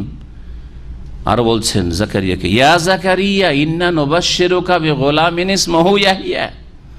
আল্লাহ রাব্বুল বলছেন ইয়া ইয়াহইয়া খুযিল কিতাবা বিকুওয়া, হে ইয়াহইয়া কিতাব শক্ত করে ধারণ করো। নাম ধরে ধরে ডাকছেন, অন্য নাম যাবে, তাই না? ইয়া ঈসা ইন্নী মুতাওফিকা ওয়া রাফিউকা ইলাইয়া, ইয়া মূসা, দেখছেন না, দেখছেন না? সুবহানাল্লাহ, চিন্তা করেছেন এই পার্থক্য? তাহলে আল্লাহ রাব্বুল আলামিন কত মর্যাদা দান করেছেন প্রিয় নবী মুহাম্মদ রাসূলুল্লাহ সাল্লাল্লাহু আলাইহি সাল্লামকে, এখান থেকে উপলব্ধি করুন। কিন্তু এর মানে এই নয় যে মর্যাদার কথা বলতে বলতে নবী সাল্লাল্লাহু আলাইহি সাল্লামকে আল্লাহ পাকের মর্যাদায় পৌঁছে দিব, সমকক্ষ সমতুল্য করে দেব, বা আল্লাহর গুণ দিয়ে দেব, হ্যাঁ, যে আল্লাহ আলেমুল গায়েব, নবী আলেমুল গায়েব, আল্লাহ হাজির, আল্লাহ নাজির, তার জ্ঞানের দিক থেকে হাজির, আল্লাহ সবকিছুই দেখছেন, হ্যাঁ, সর্বদ্রষ্টা। তো নবীও হাজির নাজির, যেমন আমাদের দেশের, হ্যাঁ, কবর পূজারীদের, বেরেলভী রেজভিদের আকীদা, শিরকি, বড় শিরকি আকীদা, আল্লাহর সাথে আল্লাহর গুণে, হ্যাঁ, সমান করে দেওয়া। এইরকমই আল্লাহ রাব্বুল আলামিন আল হাইয়ুল কাইয়ুম, আর হায়াতুন নবী বলবো, নবীও বেঁচে আছেন, মারা যাননি, নবী মারা গেছেন বলা বেয়াদবি। তাহলে শিরকি আকীদা। নবীকে মর্যাদা দেওয়ার মানে এই নয় যে আল্লাহর হক কেড়ে নিয়ে নবীকে দিয়ে দেবেন। আপনাকে এই অধিকার কোথায় দিল? এই অধিকার আমাকে সম্মান করবেন, এই মানে, এর মানে এই নয় যে প্রতিষ্ঠানের ডাইরেক্টর আছেন, তার মর্যাদা আমাকে দিয়ে দিবেন, তার হক কেড়ে আমাকে দিয়ে দিবেন। এটাই যদি অপরাধ হয়, তাহলে খালেকের হক কেড়ে যদি মাখলুককে দেন, তাহলে কত বড় অপরাধী মুশরিক আপনি চিন্তা করুন। আপনি অতিরঞ্জন বাড়াবাড়ি ছাড়া আর মানহানি ছাড়া, না মানহানি করবেন না অতিরঞ্জন বাড়াবাড়ি করে শিরকে লিপ্ত হবেন। মানহানি করা কুফরি, আর অতিরঞ্জন বাড়াবাড়ি হচ্ছে শিরকের রাস্তা। সুতরাং এই শিরক, কুফর এবং মানহানির কুফরি থেকে আর অতিরঞ্জন বাড়াবাড়ির শিরক থেকে, গুলু থেকে, এইসব থেকে বেঁচে থেকে নবী করিম সাল্লাল্লাহু আলাইহি ওয়াসাল্লামকে আল্লাহ পাক যতটা মর্যাদা দিয়েছেন ততটা প্রকাশ করবেন আর ততটাই বিশ্বাস করবেন। নবী ইন্তেকাল করেছেন, কোরআনে বলা আছে, আপনি বলবেন নবীর ইন্তেকাল বলা আমাদের দেশে বেয়াদবি। হ্যাঁ, নবীর কবরকে সাহাবায়ে কেরামরা কবর বলেছেন, আপনি বলবেন রাউজা শরীফ বলবেন। হ্যাঁ, এগুলো অতিরঞ্জন বাড়াবাড়ি না? হয় শিরক আর না হয় বিদাত। হয় শিরকের পর্যায়ে পৌঁছলে শিরক হবে, আর না হইলে বিদাতি কথা। রওজা বলা বিদাতি কথা, রওজা শরীফ কবরকে বলা বিদাতি কথা। এইরকমই আপনার কবর আর জিলানির কবর, আপনি বলবেন বড় পীরের মাজার শরীফ, খাজা মঈনুদ্দিন চিশতির মাজার শরীফ, শাহজালাল মাজার শরীফ, এইসব হচ্ছে অতিরঞ্জন, এমন অতিরঞ্জন যেগুলি হয় শিরকে পৌঁছাবে, আর না হলে কমের পক্ষে শব্দটি আপনার বেদাতি অন ইসলামিক শব্দ, রাসূলুল্লাহ সাল্লাল্লাহু আলাইহি ওয়াসাল্লামের পথ নয়, এটা গুমরাহির পথ।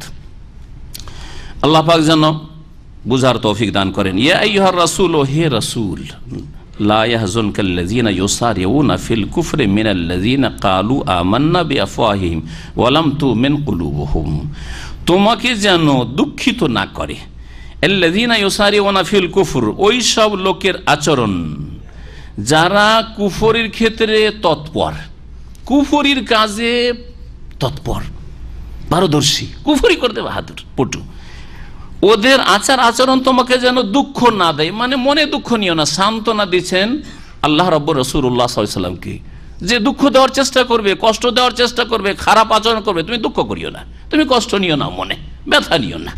তারা কারা?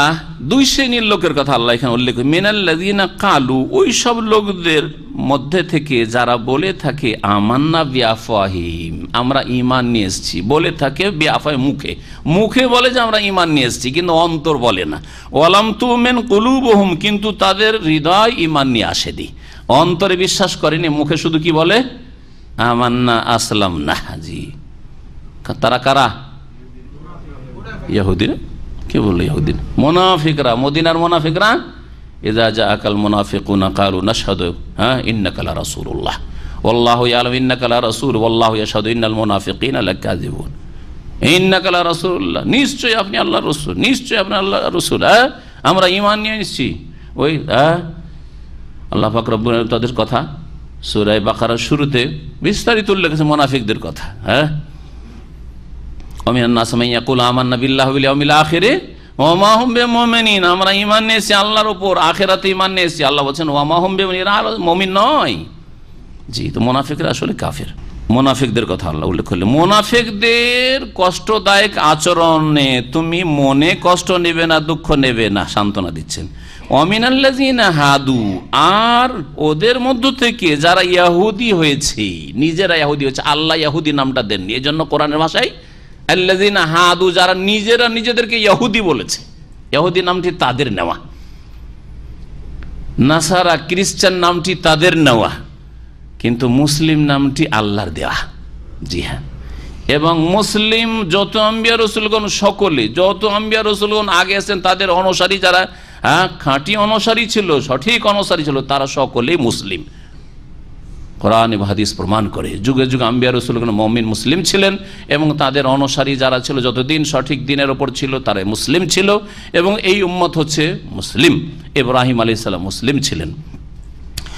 তো আল্লাহ রাব্বুল আলামিন বলছেন যে যারা ইহুদি, ইহুদিরাও খুব খারাপ আচরণ করত। তাহলে মদিনায় এক কষ্ট দিত ইহুদিরা রাসূলুল্লাহ সাল্লাল্লাহু আলাইহি ওয়াসাল্লামকে, আর কষ্ট দিত মুনাফিকরা। এই দুইটি সম্প্রদায় খুব বেশি কষ্ট দিত রাসূলুল্লাহ সাল্লাল্লাহু আলাইহি ওয়াসাল্লামকে। মানসিক যন্ত্রণা, বিভিন্ন রকমের যন্ত্রণা, ষড়যন্ত্র। আল্লাহ বলছেন যে তুমি দুঃখিত হয়েও না, চিন্তিত হয়েও এদের আচরণে। সাম্মাউনা লিল কাযিব, এরা মিথ্যা শোনায় বড় পারদর্শী, বা মিথ্যা শোনায় বড়ই আগ্রহশীল, মিথ্যা কথা শুনতে চায় খুব। সাম্মাউনা লিকাউমিন আখারিন, সাম্মাউনা লিকাউমিন আখারিন লাম ইয়াতুক, এর দুটি তাফসীর রয়েছে। একটি অর্থ করি, সাম্মাউনা লিকাউমিন আখারিন, তারা অন্য জাতির স্বার্থে তোমার কথা বেশি বেশি শুনে, যেই জাতি লাম ইয়াতুক তোমার কাছে আসে নাই, অর্থাৎ কাফের জাতি তোমার কাছে আসেনি ইসলাম কবুল করতে, তাদের স্বার্থে এই মুনাফিকরা ইহুদিরা কথা শুনে তোমার কাছে বসে বসে শোনার পরে গোয়েন্দাগিরি করে ওদের কাছে খবর পৌঁছায়। অর্থাৎ মক্কার লোকের কাছে এই মুনাফিকরা যা কিছু ঘটে, যা কিছু সিদ্ধান্ত নাও তুমি, দ্রুত এরা গোয়েন্দাগিরি করে পৌঁছায় মক্কার মুশরিকদের কাছে। সাম্মাউনা লিকাউমিন আখারিন লাম ইয়াতুক মানে তাহলে গোয়েন্দাগিরি করা, গোয়েন্দাগিরি করা, গুপ্তচরের কাজ করা। ইহুদিদের চরিত্র, মুনাফিকদের চরিত্র মুসলিম সমাজে, মুসলিম জাতিতে এরাই ইসলাম এবং মুসলিমের বিরুদ্ধে জি গুপ্তচরের কাজ করছে, কাফেরদের স্বার্থে, কুফরি শক্তির স্বার্থে, আর ইহুদি শক্তি এখন পর্যন্ত এই অবস্থায় রয়েছে। জি, এখন ইসলামের ক্ষতি মুনাফিকদের দ্বারা সবচেয়ে বেশি হচ্ছে, আর ইহুদিদের দ্বারা। পৃথিবী কন্ট্রোল করছে ইহুদিরা, কয়েকটা ইহুদি সারা পৃথিবী কন্ট্রোল করছে। জি, অল্প সংখ্যক ইহুদি সারা পৃথিবীর সব কিছুকে কন্ট্রোল করে আছে, সব কিছু তাদের প্ল্যানের সাথে হচ্ছে, যা কিছু হচ্ছে। আল্লাহ পাক রব্বুল আলামিন এদের অনিষ্ট থেকে যেন আমাদের হেফাজত করেন, ইসলাম এবং মুসলিমের আল্লাহ পাক যেন হেফাজত করেন। তাই একটি তাফসীর বললাম যে সাম্মাউনা লিকাউমিন আখারিন মানে অন্য জাতির উদ্দেশ্যে নবীর কথা শোনা, মানে নবীর কথা শুনে ওখানে পৌঁছে। আর আরেকটি তাফসীর হচ্ছে সাম্মাউনা লিকাউমিন আখারিন, তারা বেশি বেশি শুনে এমন অন্য জাতির কথা, লাম ইয়াতুক যারা আসেনি তাদের কথা শুনে, মানে তাদের কথাই চলে, তোমার কথাই চলে না। মুনাফিক বলে যে আমি মুসলিম হয়েছি, আর তোমার সাথে নামাজও পড়ে, আর তোমার সাথী সঙ্গী তোমার মজলিসে বসে থাকে, কিন্তু পরামর্শ কার নেই? মক্কার কাফেরদের, ইহুদিদের পরামর্শ নেই। জি হ্যাঁ, যখন খন্দকের যুদ্ধের সময় মদিনা ঘেরাও করলো, আরবের সমস্ত কাফের গোত্রগুলি বড় বড়, এ নাজদের দিক থেকে গেতফান বড় গোত্র, আর চারিদিক থেকে যত কুফরি শক্তি ছিল, সকলে একমত হয়ে যে এবার মদিনার অবরোধ করে ঘেরাও করে একেবারে নিশ্চিহ্ন করে দেব মোহাম্মদ এবং মোহাম্মদের সাথী সঙ্গীদেরকে, কোনো কিছু রাখবো না। সেই সময় গোয়েন্দাগিরি করেছে এবং পরামর্শ শুনেছে মুনাফিকরা আর ইহুদিরা মদিনায় বাস করে, অথচ মুনাফিকরা বাহ্যিক ইসলাম কবুল করেছে, বাহ্যিক নবী সাল্লাল্লাহু আলাইহি ওয়াসাল্লাম থেকে লাভবান হচ্ছে, আর তারপরে ইহুদিরা সন্ধি করে রেখেছে নবী সাল্লাল্লাহু আলাইহি ওয়াসাল্লামের সাথে যে শান্তিতে আমরা মদিনার হেফাজত সুরক্ষা সবাই মিলে করব, কারণ আপনিও মদিনার নাগরিক, আপনারা মুসলিমরা, আমরাও মদিনার নাগরিক, সুতরাং আমরা মদিনার প্রোটেকশন সবাই মিলে করব। কিন্তু আসলে না, সাম্মাউন লিকওমিন আখারিন, অন্য জাতির পরামর্শ শোনে বেশি বেশি, অন্য জাতির কথা শোনে, তোমার কথা শোনে না তার। তাহলে এখানে আর গোয়েন্দাগিরির অর্থ থাকলো না, কি অর্থ থাকলো? পরামর্শ নেই, বাইরের পরামর্শ নিয়ে কাজ করে। ইউহারিফুন আল কালিমা মিন বাদি মাওয়াদিহি, এই ইহুদিরা তাওরাতের বাক্যগুলিকে, জি কালিম, জি কালিমাতুনের বহুবচন, বাক্যগুলিকে, শব্দগুলিকে পরিবর্তন করে, বিকৃত করে তার মিম্বাদে মাওয়াজি, তার যথাযথ স্থান থেকে, মানে যেই অর্থগুলি ছিল সেই অর্থের বিকৃতি ঘটায়। এটা হচ্ছে অর্থের বিকৃতি। অর্থ করতে, ব্যাখ্যা করতে গিয়ে অপব্যাখ্যা করে, ভুল ব্যাখ্যা করে। মুসলিম সমাজের বিদআতপন্থীরা ওই রকম কোরআন হাদিস অপব্যাখ্যা করে শিরক বিদআত প্রমাণ করে কোরআন হাদিসে, যেন কোরআন হাদিসই ইসলামে কি শিখাতে এসছে? শিরক আর বিদআত শিখাতে এসছে। এটা হচ্ছে ইহুদিদের চরিত্র। আর একটি তারা বিকৃতি ঘটে, সেটা হচ্ছে শব্দের বিকৃতি, বাক্যের বিকৃতি।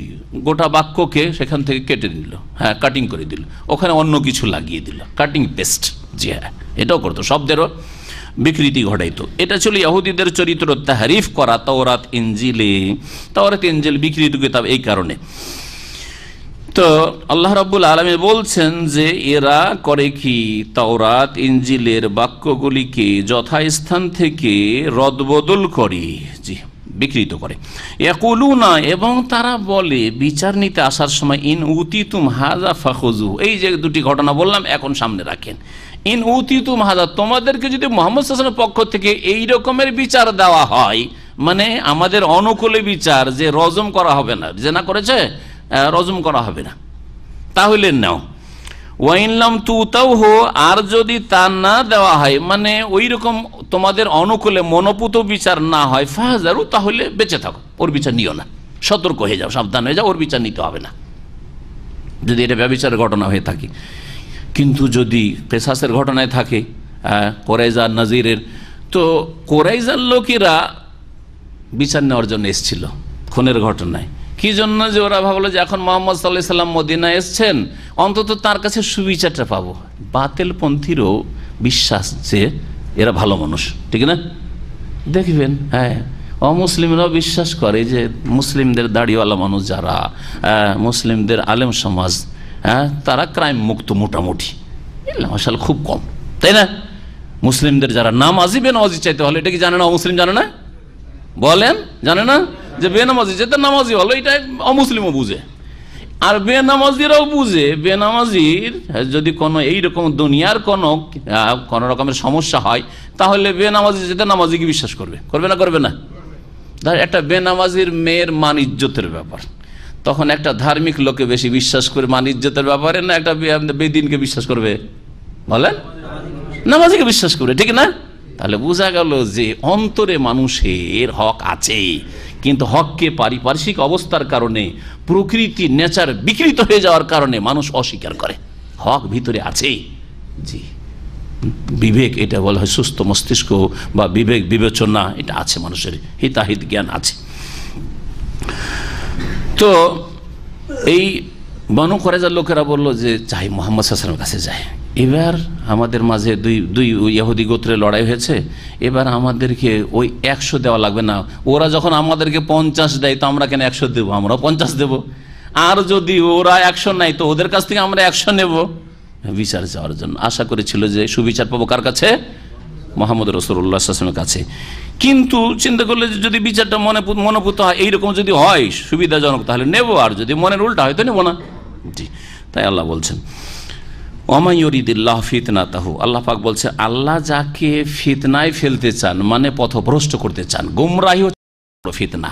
আমরা মনে করি যে টাকা পয়সার ক্ষয়ক্ষতি একটা পরীক্ষা, ফিতনা মানে পরীক্ষা, হ্যাঁ আপনার ধরেন জানমালের ক্ষয়ক্ষতি অথবা পারিবারিক কোনো ক্ষয়ক্ষতি, আর্থিক ক্ষয়ক্ষতি, এগুলি হচ্ছে পরীক্ষা, আল্লাহর পরীক্ষা, বালা মুসিবত। হ্যাঁ, কেউ কারো হতাহত হইলো, দুর্ঘটনা ঘটলো, অ্যাক্সিডেন্ট হইলো, একটা গাড়ির দুর্ঘটনা, ফিতনা, পরীক্ষা, আল্লাহর পরীক্ষা পড়েছে, বালা মুসিবত না।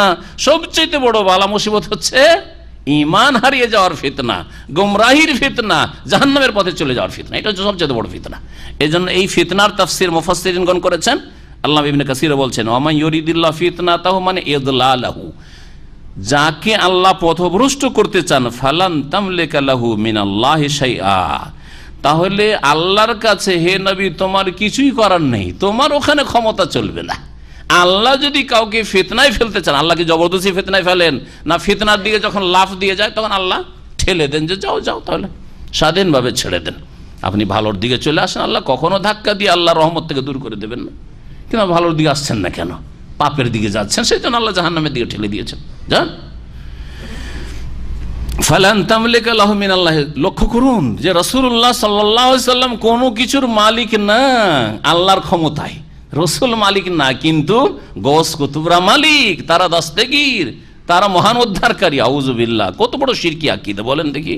জি, আর নবীকে মুখতারি কুল বলা, সবকিছুর ইখতিয়ার নবীর আছে, এটা হচ্ছে বেরেলভি আকীদা। ভারত, বাংলাদেশ, পাকিস্তানের যারা রেজবি বেরেলভি, তাদের আকীদা যে নবী হচ্ছে মুখতারি কুল, মানে জান্নাত জাহান্নাম, ভালো মন্দ, হেদায়েত গুমরাহি সবকিছুর মালিক কে? রাসূলুল্লাহ নাকি? তো আল্লাহ বলছেন ফালান তামলিকা লাহু মিনাল্লাহি শাই, আল্লাহ যদি কাউকে গুমরাহির ফিতনায় লিপ্ত করেন, হে নবী তাহলে আল্লাহর কাছে তোমার কিছুই করার ক্ষমতা নেই। ফালান তামলিকা লাহু মিনাল্লাহি শাই, কত স্পষ্ট আয়াত। আল্লাহ হচ্ছেন সার্বভৌমত্বের অধিকারী। মালিকানা কার জন্য? একমাত্র আল্লাহর জন্য। না মালিকানায় রাসূলুল্লাহরও ভাগ আছে? কোনো ভাগ নেই। রাসূলুল্লাহ সাল্লাল্লাহু আলাইহি ওয়াসাল্লাম সবচেয়ে শ্রেষ্ঠ বান্দা, রাসূলুল্লাহ সবচেয়ে শ্রেষ্ঠ বান্দা এবং আবদুহু এবং রাসূল। ব্যাস, গোলাম আবদ কোনদিন মাবুদের গুণ রাখে না। আবদের মধ্যে মাবুদের, আল্লাহ রাব্বুল আলামিনের সৃষ্টিকর্তার কোনো ক্ষমতা আসতে পারে না, কখনো না। উলাইকাল্লাযীনা লাম ইউরিদুল্লাহ ইউতাহিরা কুলুবহুম, এরাই তো সেই লোকেরা যাদের অন্তরকে আল্লাহ পবিত্র করতে চান না, কারণ তারা সচেষ্ট হয় না। লাহুম ফিদ দুনিয়া খিজরুন, তাদের জন্য পার্থিব জগতে লাঞ্ছনা রয়েছে। ওয়ালাহুম ফিল আখিরাতি আযাবুন আযীম, এবং তাদের জন্য পরকালে রয়েছে যন্ত্রণা, তাদের জন্য রয়েছে মহাশাস্তি, আযাবুন আযীম।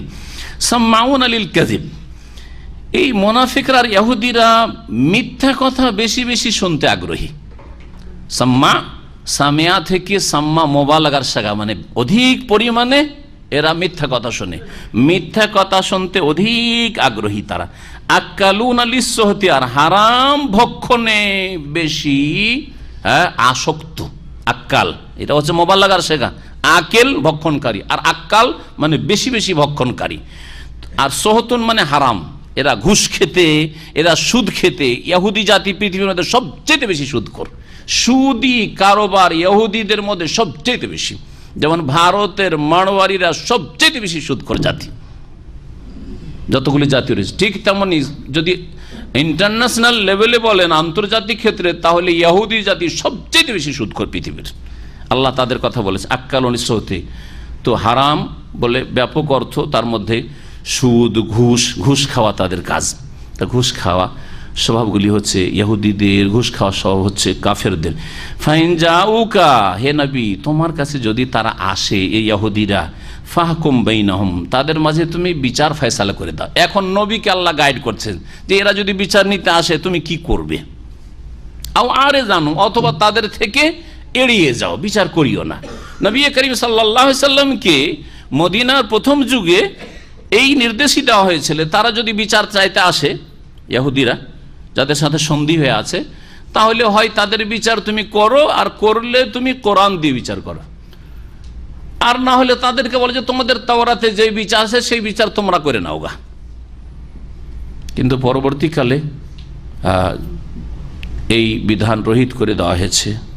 এইরকম কোনো এখতিয়ার কোনো মুসলিম শাসককে নেই যে মুসলিম দেশে দুই রকমের বিচার রাখবে। মুসলিমদের জন্য দণ্ডবিধান রয়েছে, আর অমুসলিম যারা মুসলিম দেশে বসবাস করে তাদের বলবে যে তোমাদের ধর্মে যে বিচার আছে সেই বিচার দিয়ে কিসাস, অথবা চুরির শাস্তি, অথবা ডাকাতির শাস্তি, অথবা জেনার শাস্তিগুলি তোমরা তোমাদের ধর্মগ্রন্থ দিয়ে করো, এটা চলবে না। ইমাম মালিক রহমতুল্লাহ আলাইহি, ইমাম শাফেঈ, ইমাম আবু হানিফা, ইমাম মালিক, শাফেঈ তারা দণ্ডবিধানের ক্ষেত্রে সীমিত রেখেছেন। এমনি যদি ছোটোখাটো কোনো মীমাংসা ধরেন ঝগড়া বিবাদ হয়, তাহলে সেগুলি বিচার তাদের কে বলে তোমরা করে নাও তাদের মতে। কিন্তু দণ্ডবিধানের ক্ষেত্রগুলি জানের ক্ষেত্রে আর রক্তের ক্ষেত্রে, জানের ক্ষেত্রে, রক্তের ক্ষেত্র, ইজ্জত আবরুর ক্ষেত্র মানে জেনা ব্যভিচার ইত্যাদি এইসব, আর তহমতের ক্ষেত্রে, আর আপনার ধন সম্পদের ক্ষেত্রে মানে চুরি ডাকাতির ক্ষেত্রে, এইসব ক্ষেত্রগুলি তারা বলছেন যে ইসলাম দিয়েই মুসলিম স্টেটে অমুসলিমদের বিচার করতে হবে। ইমাম আবু হানিফা রহমতের পক্ষান্তরে বলছেন যে যাবতীয় ক্ষেত্রে মুসলিম শাসকের অধীনে যারা সেখানকার অমুসলিম থাকবে তাদের জন্য ইসলাম দিয়ে বিচার করতে হবে।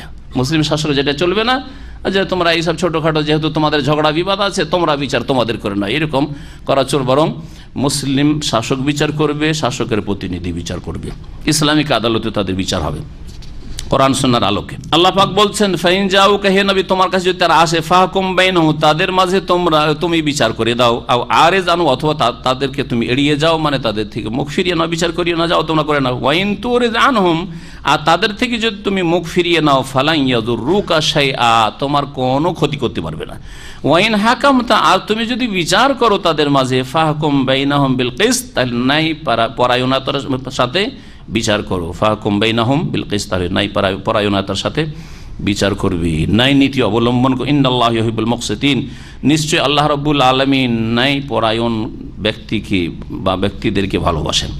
ওয়া কাইফা ইউহাক্কিমুনাক আচ্ছা তারা তোমার কাছে কি করে বিচার নিতে আসছে, ওয়াইনদাহুমুত তাওরাত অথচ তাদের কাছে তাওরাত বিদ্যমান, ফিহা হুকমুল্লাহ এবং তাওরাতে আল্লাহর বিধান মওজুদ রয়েছে, বিদ্যমান রয়েছে যে জেনার শাস্তি রজম সংসার আছে, কিন্তু ওরা তোমার কাছে কেন বিচার নিতে আসছে? আশ্চর্য কথা, তারা তো তাওরাত দিয়ে সংসার করে দিতে পারে, কেন বিচার নিতে আসছে? সুবিধাবাদী আল্লাহ বলছেন।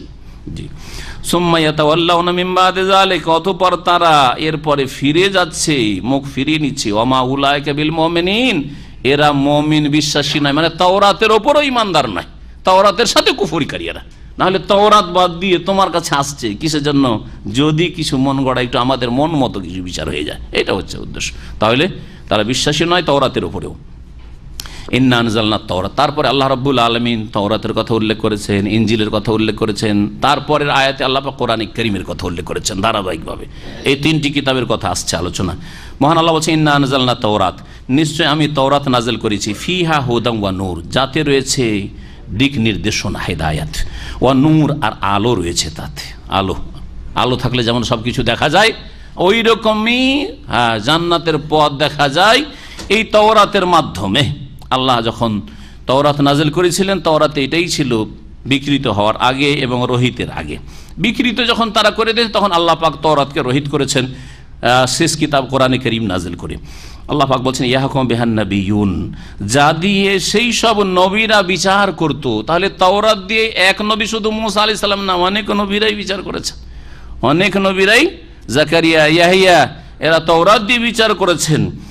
আল্লাযীনা আসলামু যারা মুসলিম ছিল, এখানে কি বলা হলো? আন-নাবিয়ুন আল্লাযীনা আসলামু নবীরা কি ছিল? মুসলিম ছিল, তারা আত্মসমর্পণকারী মুসলিম ছিল। আল্লাহ বলছেন লিল্লাযীনা হাদু তারা বিচার করত ইহুদিদের জন্য, ওই সব লোকদের জন্য যারা নিজেদেরকে ইহুদি বলেছিল, ইহুদিদের জন্য বিচার করত। ওয়া রাব্বানিউন এবং বিচার করত আল্লাহওয়ালা লোকেরা, দরবেশরা, ইহুদি খ্রিস্টানদের দরবেশরা বিচার করত তাওরাত দিয়ে। ওয়াল আহবার এবং পণ্ডিত পুরোহিতরাও বিচার করত বেমাস্তহফিজু মিন কিতাবিল্লাহ কারণ তাদেরকে আল্লাহর কিতাবের রক্ষক বানানো হয়েছিল, আল্লাহর কিতাবের সুরক্ষার দায়িত্ব ন্যস্ত করা হয়েছিল। ইস্তফেজু তাদের থেকে হেফাজত করা তলব করা হয়েছিল শাব্দিক অর্থ, অর্থাৎ ইহুদি খ্রিস্টানদের পণ্ডিতদের দরবেশদের দায়িত্ব দেওয়া হয়েছিল যে তোমরা তাওরাতের ইনজিলের সুরক্ষা করবে, হেফাজত করবে, হেফাজত করা তোমাদের দায়িত্ব। এই আয়াতটি মনে রাখেন, এই আয়াত মনে রাখেন। কি বোঝা গেল এর থেকে? যে তাওরাত ইনজিলের হেফাজতের সুরক্ষার দায়িত্ব, সংরক্ষণের দায়িত্ব কার ছিল? সেই জাতির ছিল। পক্ষান্তরে কোরআনে কারীম দেখেন, কোরআনে কারীমের বৈশিষ্ট্য। কোরআনে কারীম সম্পর্কে সূরা হিজর আয়াত নম্বর 9 পড়ে দেখবেন, তাতে আল্লাহ কি বলছেন? ইন্না নাহনু নাযালনা যিকরা ওয়া ইন্না লাহু লাহাফিজুন নিশ্চয়ই আমি উপদেশ কোরআন এবং হাদিস। জিকির প্রথম জিকির হচ্ছে কোরআনে কারীম, আর জিকিরের অন্তর্ভুক্ত কোরআনের ব্যাখ্যা রাসূলের হাদিসও। আল্লাহ পাক বলছেন আমি নিশ্চয়ই জিকির উপদেশ কোরআন নাযিল করেছি, ওয়া ইন্না লাহু লাহাফিজুন, আর নিশ্চয়ই আমি তার অবশ্যই হেফাজত করব। ওয়া ইন্না তাগিদ, আর লাহাফিজুন লাম তাগিদ, ডবল ডবল তাগিদ দিয়ে অবশ্যই অবশ্যই কোরআনের হেফাজত কে করবেন? আল্লাহ করবেন। সারা বিশ্বের মুসলিম যদি মুনাফিক হয়ে যায়, মুরতাদ হয়ে যায়, কোরআনকে মুছে ফেলতে পারবে না। আল্লাহ কি করে হেফাজত করবেন? ওটা আল্লাহর দ্বীনের কথা, আল্লাহর কিতাবের কথা আল্লাহ জানেন, কারণ দায়িত্ব কার? আল্লাহর। ওয়া ইন্না লাহু লাহাফিজুন, এইদিকে ইঙ্গিত করেছেন আল্লাহ পাক সূরা মুহাম্মদের আয়াতে বলছেন, ওয়া ইন তাতাওয়াল্লাউ, তোমরা সকলে যদি ফিরে যাও ইসলাম থেকে, ইয়াস্তাবদিল কওমান গায়রাকুম, তোমাদের ছাড়া অন্য জাতিকে তোমাদের বদলে নিয়ে আসবেন। সুম্মা লা ইয়াকুনু আমসালাকুম, তোমাদের মতো তারা বেকার হবে না, অসার হবে না, ব্যর্থ হবে না, নামে মুসলিম হবে না, কাজে তারা মুসলিম হবে। দেখছেন আলহামদুলিল্লাহ, নতুন নতুন ইসলাম গ্রহণ করে তারা যে দিনের দাওয়াতের কাজ করছে, দিনের প্রচার প্রসারের কাজ করছে, যা দেখে আমাদেরকে শিক্ষা নেওয়া উচিত। জি, তো আল্লাহ রাব্বুল আলামিন কোরআনে কারীমের কি বৈশিষ্ট্য যে আল্লাহ তার হেফাজত, কারণ কোরআনে কারীম পূর্ণাঙ্গ বিধান, এবং কোরআনে কারীমে কিয়ামত পর্যন্ত মানবতার সমস্ত সমস্যার সমাধান, সেজন্য আল্লাহ স্বয়ং নিজেই হেফাজত সুরক্ষার দায়িত্ব নিয়েছেন। সুরক্ষা শুধু খাতা কলমে নয়, কাগজে নয়, কাগজ শেষ হয়ে যেতে পারে, লক্ষ লক্ষ মুসলিম ছেলে মেয়েদের সিনাতে আল্লাহ হেফাজতের ব্যবস্থা করেছেন। তাওরাতের হাফেজ পৃথিবীতে কেউ নেই, ইনজিলের হাফেজ পৃথিবীতে কেউ হয়নি, ছিল না। যখন সুরক্ষিত ছিল তখনও ছিল না, আর বিকৃত হওয়ার পরও কোনো হাফেজ তাওরাত ইনজিলের নেই, কিন্তু কোরআনে কারীমের লক্ষ লক্ষ হাফেজ পৃথিবীতে মজুদ রয়েছে। সুতরাং কোরআনে কারীমকে মুছে ফেলা যাবে না, কারণ আল্লাহ হেফাজতের দায়িত্ব নিয়েছেন। রসুলের হাদিসের হেফাজতের দায়িত্ব আল্লাহ নিয়েছেন, কারণ জিকের মধ্যে হাদিসও শামিল, কিন্তু তার হেফাজতের জন্য বড় বড় মুহাদ্দিসিনে কিরামকে আল্লাহ, ইমাম বুখারী, ইমাম মুসলিম, আবু দাউদ, আর এইরকম বহু মুহাদ্দিসিনে কিরামকে আর দিনের খাদেমকে আল্লাহ পয়দা করেছেন, আর দিনের আলেমরা পয়দা হবে, আর দিনের নামে যে শিরক বিদআত চলবে সেগুলির মুখোশ খুলবে তারা। এটা কিয়ামত পর্যন্ত দায়ী ইলাল্লাহ থাকবে, হক কথা বলনেওয়ালা থাকবে। আল্লাহ পাক রব্বুল যেন দিনের হেফাজত করেন। মহান আল্লাহ বলছেন যে ওয়াকানু আলাইহি শুহাদা, আর এই ইহুদিরা এর ওপর সাক্ষী ছিল। ফালা তাখশাউন নাস, হে মুমিন মুসলিম, তোমরা মানুষকে ভয় করিও না, ওয়াখশাউনি, বরং আমাকে ভয় করো। ওয়ালা তাশতারু বিআয়াতি সামানান কালিলা, আর আমার বিধানাবলীকে, আয়াতসমূহকে অল্প মূল্যে বিক্রি করে দিও না, অল্প মূল্যে বিক্রয় করে দিও না। ওয়ামাল্লাম ইয়াহকুম বিমা আনজালাল্লাহ, আর শুনে রাখো যারা আল্লাহর নাজিলকৃত বিধান দ্বারা বিচার করে না, ফাউলাইকা হুমুল কাফিরুন, তারাই হচ্ছে কাফের। সুতরাং ইহুদিরা আল্লাহর বিধান তাওরাত দিয়ে বিচার করছে না। তার রজমের ক্ষেত্রে যদি ভদ্র সমাজ হয়, যারা যদি সম্ভ্রান্ত শক্তিশালী বংশ হয়, তাহলে সেই ক্ষেত্রে চলবে না রজম করা, আর যদি গরিব দুঃখী হয় তাহলে রজম করা, ইত্যাদি ইত্যাদি। সুতরাং তারা কাফের। এইরকমই কোন মুসলিম যদি আল্লাহর বিধানকে অস্বীকার করে, যে আল্লাহর বিধান দিয়ে বিচার করা যাবে না, করব না, বা আল্লাহর বিধানের বিচার আর পশ্চিমা আইন একই সমান যদি করে দেয়, তাহলে বড় কাফের।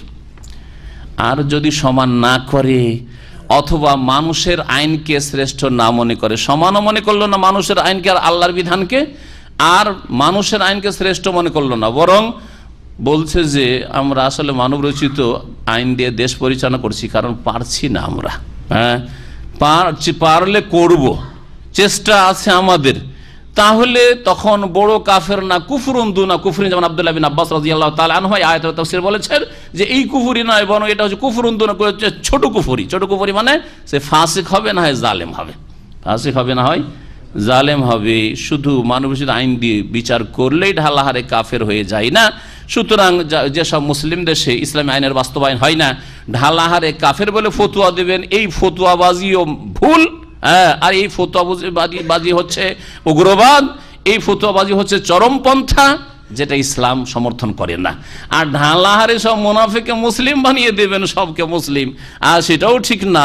স্পষ্ট যদি অস্বীকার করে যে না আমরা চাই না ইসলাম, যদি বলে যে এই মহিলার পর্দা করার সেকুলার দেশে কে অধিকার দিয়েছে, সে মুসলিম নয়। ভালো করে শুনে রাখেন, পর্দা করে কলেজে গিয়েছে, কে অধিকার দিল সেকুলার দেশে, এই কথা যদি কেউ বলে সে মুসলিম নয়, মুরতাদ। ভালো করে শুনে রাখেন, যে কেউ হোক না কেন, কারণ সে ইসলাম দ্রোহিতা ঘোষণা করলো। কিন্তু পর্দা করতে পারছি না, সমাজ অনুকূলে নয়, ফাসেক, তখন কাফের বলবো না। পর্দা করতে পারছি না, করাতে পারছি না, ফাসেক, জালেম, গুনাহগার। আল্লাহ পাক যেন বুঝার তৌফিক দান করেন। আল্লাহ পাক মুনাফিকদের অনিষ্ট থেকে বাঁচিয়ে রাখেন। ওয়া কাতাবনা আলাইহিম, আল্লাহ পাক বলছেন আরো আমি ইহুদিদের উপর ফরজ করেছিলাম, বিধিবদ্ধ করেছিলাম, ফিহা তাওরাতে আন্নান নাফসা বিন নাফস, যে জানের বদল জান, প্রাণের বদল প্রাণ, ওয়াল আইনা বিল আইন, চোখের বদল চোখ, ওয়াল আনফা বিল আনফ, নাকের বদল নাক, কেউ যদি নাক কাটে তার নাক কাটো, ওয়াল উযনা বিল উযুন, আর কানের বদল কান, ওয়াসিন্না বিসিন, দাঁতের বদল দাঁত, কেউ দাঁত ভেঙেছে ওই দাঁতটা তুমি ভেঙে দাও, যে দাঁতটা ভেঙেছে, ওয়াল জুরুহা কিসাস, এবং জখমের অনুরূপ প্রতিশোধ রয়েছে, বা অনুরূপ জখম রয়েছে, জখমের অনুরূপ জখম, যতটা পরিমাণ জখম করেছে, আহত করেছে, ততটা তুমি আহত করো। এটা ছিল তাওরাতের বিধান কিসাসের ক্ষেত্রে। ফামান তাসাদ্দাকা বেহি, কিন্তু কেউ যদি এই কিসাস দান করে দেয়, যে আমি প্রতিশোধ নেব, দান করে দেয় মানে ক্ষমা করে দেয়। কোন বংশের একজন লোককে মেরেছে, আর সেই বংশের লোকেরা বা সেই পরিবারের সদস্য যারা আছে, তারা স্ত্রী, ছেলে, মেয়ে, বাপ মা, এদের হক যেহেতু জড়িত, একটি লোক হত্যা হওয়ার কারণে বাপ মা অসহায় হয়েছে, ছেলে মেয়েগুলি এতিম হয়েছে, স্ত্রী বিধবা হয়েছে, সুতরাং এরা সকলে যদি ক্ষমা করে তাহলে তার জান বেঁচে যাবে। পুরো ক্ষমা করে দিতে পারে, অথবা রক্তপণ নিয়ে ক্ষমা করতে পারে, দিয়েত নিয়ে ক্ষমা করতে পারে, অথবা যদি তাদের এইরকম হয় যে তারা বলে যে না আমরা ক্ষমা করব না, আমরা জানের বদল জান চাই, কানের বদল কান চাই, দাঁতের বদল দাঁত চাই, তো নেওয়ার অধিকার রয়েছে। এই হচ্ছে কোরআন কারীমের বিধান। আয়াত নম্বর 45 আল্লাহ পাক বলছেন ফামান তাসাদ্দাকা বিহি, কেউ যদি এই কিসাস সাদকা করে দেয় মানে ক্ষমা করে দেয়, ফাহুয়া কাফফারাতুল্লাহ, তাহলে তার জন্য গুনাহ মোচনের উপায় হয়ে যাবে। তাহলে যে ক্ষমা করে তার কি হবে? গুনাহ খাতা মাফ হবে। ক্ষমা করা ভালো, ইসলাম ক্ষমা করার জন্য তাহলে উৎসাহিত করছে, এমন না যে ক্ষমা করিও না, তোমার ন্যায্য হক কেন মাফ করবে, এই কথা ইসলাম শিখায় না। ক্ষমা করো, ক্ষমা করলে তোমার গুনাহ খাতা মাফ হবে। ওয়ামাল্লাম ইয়াহকুম বিমা আনজালাল্লাহ, আর যারা আল্লাহ নাযিলের বিধান দিয়ে বিচার করে না, ফাউলাইকা হুমুজ জালিমুন, তারাই হচ্ছে জালেম। তাহলে বোঝা গেল যে ঢালাহারে সকলে কাফের হয় না, কেউ জালেম হয়, কেউ কাফের হয়। আবার ঢালাহারে সকলে গুনাহগার মুসলিম, ফাসেক মুসলিম, মুনাফিক মুসলিম, ইসলাম দ্রোহী মুসলিম সমাজের বড় ইসলামের বিরুদ্ধে বলছে, সেও মুসলিম না, কেউ কাফের আর কেউ হচ্ছে জালেম। আল্লাহ পাক তারপরে বলছেন ওয়াকাফাইনা আলা আসারিহিম বিঈসা ইবনে মারইয়াম, তাদের পরে অর্থাৎ মুসা আলাইহিস সালামের যুগের পরে, ইহুদিদের যুগের পরে ঈসা আলাইহিস সালামকে প্রেরণ করলাম, পাঠালাম, মারইয়াম পুত্র ঈসা আলাইহিস সালামকে, মুসাদ্দিকান লিমা বাইনা ইয়াদাইহি, তার পূর্বে যে নবী এসেছিলেন বা যে কিতাব এসেছিল মিনাত তাওরাত, তাওরাত তার সত্যায়নকারী হিসাবে ঈসা আলাইহিস সালাম এসে তাওরাতের সত্যায়ন করে, অর্থাৎ তাওরাতের যেসব কথা আল্লাহর পক্ষ থেকে বিকৃত হয়নি সেগুলি তিনি সত্যায়ন করলেন যে এটা ঠিক, এবং তার সমর্থন করলেন। ওয়া আতাইনাহুল ইনজিল, অতিরিক্ত তাকে ইনজিল নামক গ্রন্থ দান করলাম, ফিহি হুদাম ওয়া নূর, যাতেও ছিল পথ নির্দেশ, দিক নির্দেশনা, হেদায়েত, রাস্তা দেখানো হয়েছিল সঠিক, ওয়া নূরুন, আর তাতে ছিল আলো, ওয়া মুসাদ্দিকান লিমা বাইনা ইয়াদাইহি মিনাত তাওরাত, এবং এই কিতাব ইনজিল ছিল তার পূর্বে যে তাওরাত নাযিল হয়েছে তার জন্য সত্যায়নকারী, সমর্থক, ওয়া হুদাম ওয়া মাউইযাতাল লিল মুত্তাকিন, এবং তাতে দিক নির্দেশনা ছিল এবং আল্লাহ ভীরুদের জন্য তাতে উপদেশ ছিল। ওয়ালিয়াহকুম আহলুল ইনজিল বিমা আনজালাল্লাহ, আল্লাহ পাক তারপরে বলছেন ইনজিল ওয়ালারা অর্থাৎ খ্রিস্টানরা, ইনজিল ওয়ালা অর্থাৎ খ্রিস্টানরা যেন বিচার করে আল্লাহ নাজিলকৃত বিধান দিয়ে, বেমা আনজালাল্লাহু ফি, ইনজিলে যা আল্লাহ নাজিল করেছে সেই অনুযায়ী যেন বিচার করে তারা। ওয়ামাল্লাম ইয়াহকুম বিমা আনজালাল্লাহ, কিন্তু যারা আল্লাহ নাজিলকৃত বিধান দিয়ে বিচার করবে না, ফাউলাইকা হুমুল ফাসিকুন, তারাই হচ্ছে ফাসিক। 3 রকম আল্লাহ তাআলা বললেন আয়াত নম্বর 47 পর্যন্ত সূরা মায়েদার। আয়াত নম্বর কত থেকে কাফেরুন বলেছেন আল্লাহ পাক? 44 নম্বরে, 44, 45 আর তারপরে 46 আর 47, এই 47 এসে আল্লাহ বলেছেন ফাসিকুন। এই 4টি আয়াতের মধ্যে আল্লাহ রাব্বুল আলামিন যারা আল্লাহর আসমানি বিধান দিয়ে বিচার করে না, সমস্যার সমাধান করে না, ব্যক্তি জীবনে হোক, পারিবারিক বিচার হোক, সামাজিক বিচার হোক, রাষ্ট্রীয় বিচার হোক, আদালতের বিচার হোক, সমস্ত বিচার, আর পার্লামেন্টের বিচার হোক, সমস্ত বিচার আল্লাহ নাজিলকৃত বিধান কোরআনে কারীম দিয়ে হইতে হবে, যেমন সৌদি আরবে কোরআনে কারীমের বাস্তবায়ন রয়েছে। কেউ যদি এর ভিন্ন করে তাহলে হয় তিনের এক হবে, কাফের হবে, না হয় জালেম হবে, না হইলে ফাসেক হবে। ফাসেক মানে পাপিষ্ট, গুনাহগার। ফাসেক মানে নাফরমান, আল্লাহ এবং রসুলের বিরুদ্ধাচরণকারী হবে। আর জালেম যদি তার এই মানবরচিত বিচার বা কোরআন এবং হাদিস বিরোধী বিচারের কারণে কোনো ব্যক্তির ওপর অত্যাচার হয়ে যায়, নির্যাতিত হয়, তাহলে সে জালেম সাব্যস্ত হবে। এই জন্য জালেম বলা হয়েছে। আল্লাহ পাক তারপর এখন কোরআনে কারীমের কথা, তাহলে তাওরাতের কথা আল্লাহ বললেন, ইনজিলের কথা বললেন, তারপরে কোরআনের কারীমের কথা, সর্বশেষ কিতাবের কথা আসছে। ওয়া আনজালনা ইলাইকাল কিতাব, হে নবী তোমার উপর আল কিতাব নাজিল করেছি। আল কিতাব মানে আল কোরআন নাজিল করেছি, বিল হাক্কে সত্য সহকারে, মুসাদ্দিকাল লিমা বাইনা ইয়াদাইহি যেই কোরআন হচ্ছে তার পূর্বের কিতাবগুলির জন্য সত্যায়নকারী, মিনাল কিতাব যেসব কিতাব নাজিল হয়েছে, ওয়া মুহাইমিনান তার সাথে সাথে অতিরিক্ত একটি গুণ কোরআনের বর্ণনা করা হয়েছে যা তাওরাত ইনজিলের ক্ষেত্রে বর্ণনা করা হয়নি। তাওরাত ইনজিলের ক্ষেত্রে কি বলা হয়েছে? তাওরাতের সত্যায়নকারী ইনজিল, ঠিক না? তাওরাতের সত্যায়নকারী ইনজিল বলা হয়েছে। ঈসা আলাইহিস সালাম সত্যায়নকারী মুসা আলাইহিস সালামের, কিন্তু কোরআনের ক্ষেত্রে মুসাদ্দিকান বলা হয়েছে আর মুহাইমিনান বলা হয়েছে। এই মুহাইমিনানের ব্যাখ্যা শুনেন, পার্থক্যটা শুনেন। আল্লাহ পাক বলছেন যে কিতাব কোরআনে কারীম নাযিল করেছে সত্য সহকারে, মুসাদ্দিকাল লিমা বাইনা ইয়াদি তার পূর্বের যেসব কিতাব ছিল সেসব কিতাবের সত্যায়নকারী হিসাবে, ওয়া মুহাইমিনান আলাইহি এবং সেসব কিতাব পূর্বের যেসব গ্রন্থ রাজি ছিল সেগুলির সংরক্ষক হিসাবে, সেগুলির সংরক্ষক হিসাবে, অর্থাৎ সেগুলির মধ্যে যেসব ভুলভ্রান্তি তারা ঢুকিয়ে ফেলেছে, যেসব কাটা ছিঁড়া করেছে, যেসব বিকৃতি ঘটিয়েছে সেগুলিকে চিহ্নিত করে দেওয়ার জন্য যে এটা আল্লাহর বিধান, এটা আল্লাহর বিধান নয়, এটা থাকবে, এটা থাকবে না, এটা সাব্যস্ত আর এটা হচ্ছে রহিত। এই মুহাইমিন, হাইমানাতুন মানে হচ্ছে প্রভাব বিস্তার করা, হাইমানা মানে হচ্ছে প্রভাব, মুহাইমিন মানে প্রভাবশালী হয়। মুহাইমিনের অনেকগুলি অর্থ হয়। মুহাইমিন মানে আধিপত্য সম্পন্ন হয়, মুহাইমিন মানে আপনার যেটা বলবো সংরক্ষক, হ্যাঁ সংরক্ষণকারী হয়। তো আল্লাহ পাক কোরআনে কারীমকে সংরক্ষণকারী কিতাব হিসাবে ঘোষণা করেছেন। ফাহকুম বাইনাহুম বিমা আনজালাল্লাহ, সুতরাং হে নবী তাদের মাঝে, ইহুদি খ্রিস্টান মুসলিম সকলের মাঝে তুমি বিচার করো আল্লাহর নাজিলকৃত বিধান দিয়ে। তাহলে এই আয়াত দিয়ে আগে যে শুরুতে একটি আয়াতে বলা হয়েছিল যে ইহুদিরা তোমার কাছে বিচার নিতে আসলে হয় তাদের বিচার করে দাও আর না হলে মুখ ফিরিয়ে নাও। আল্লাহ কি বলছেন? কোরআন যেহেতু নাজিল হয়ে গেছে এখন কোরআন দিয়ে তুমি বিচার করো, কোরআন দ্বারা বিচার করতে হবে, তাদের সমস্যার সমাধান আল কোরআন দিয়ে দেবে।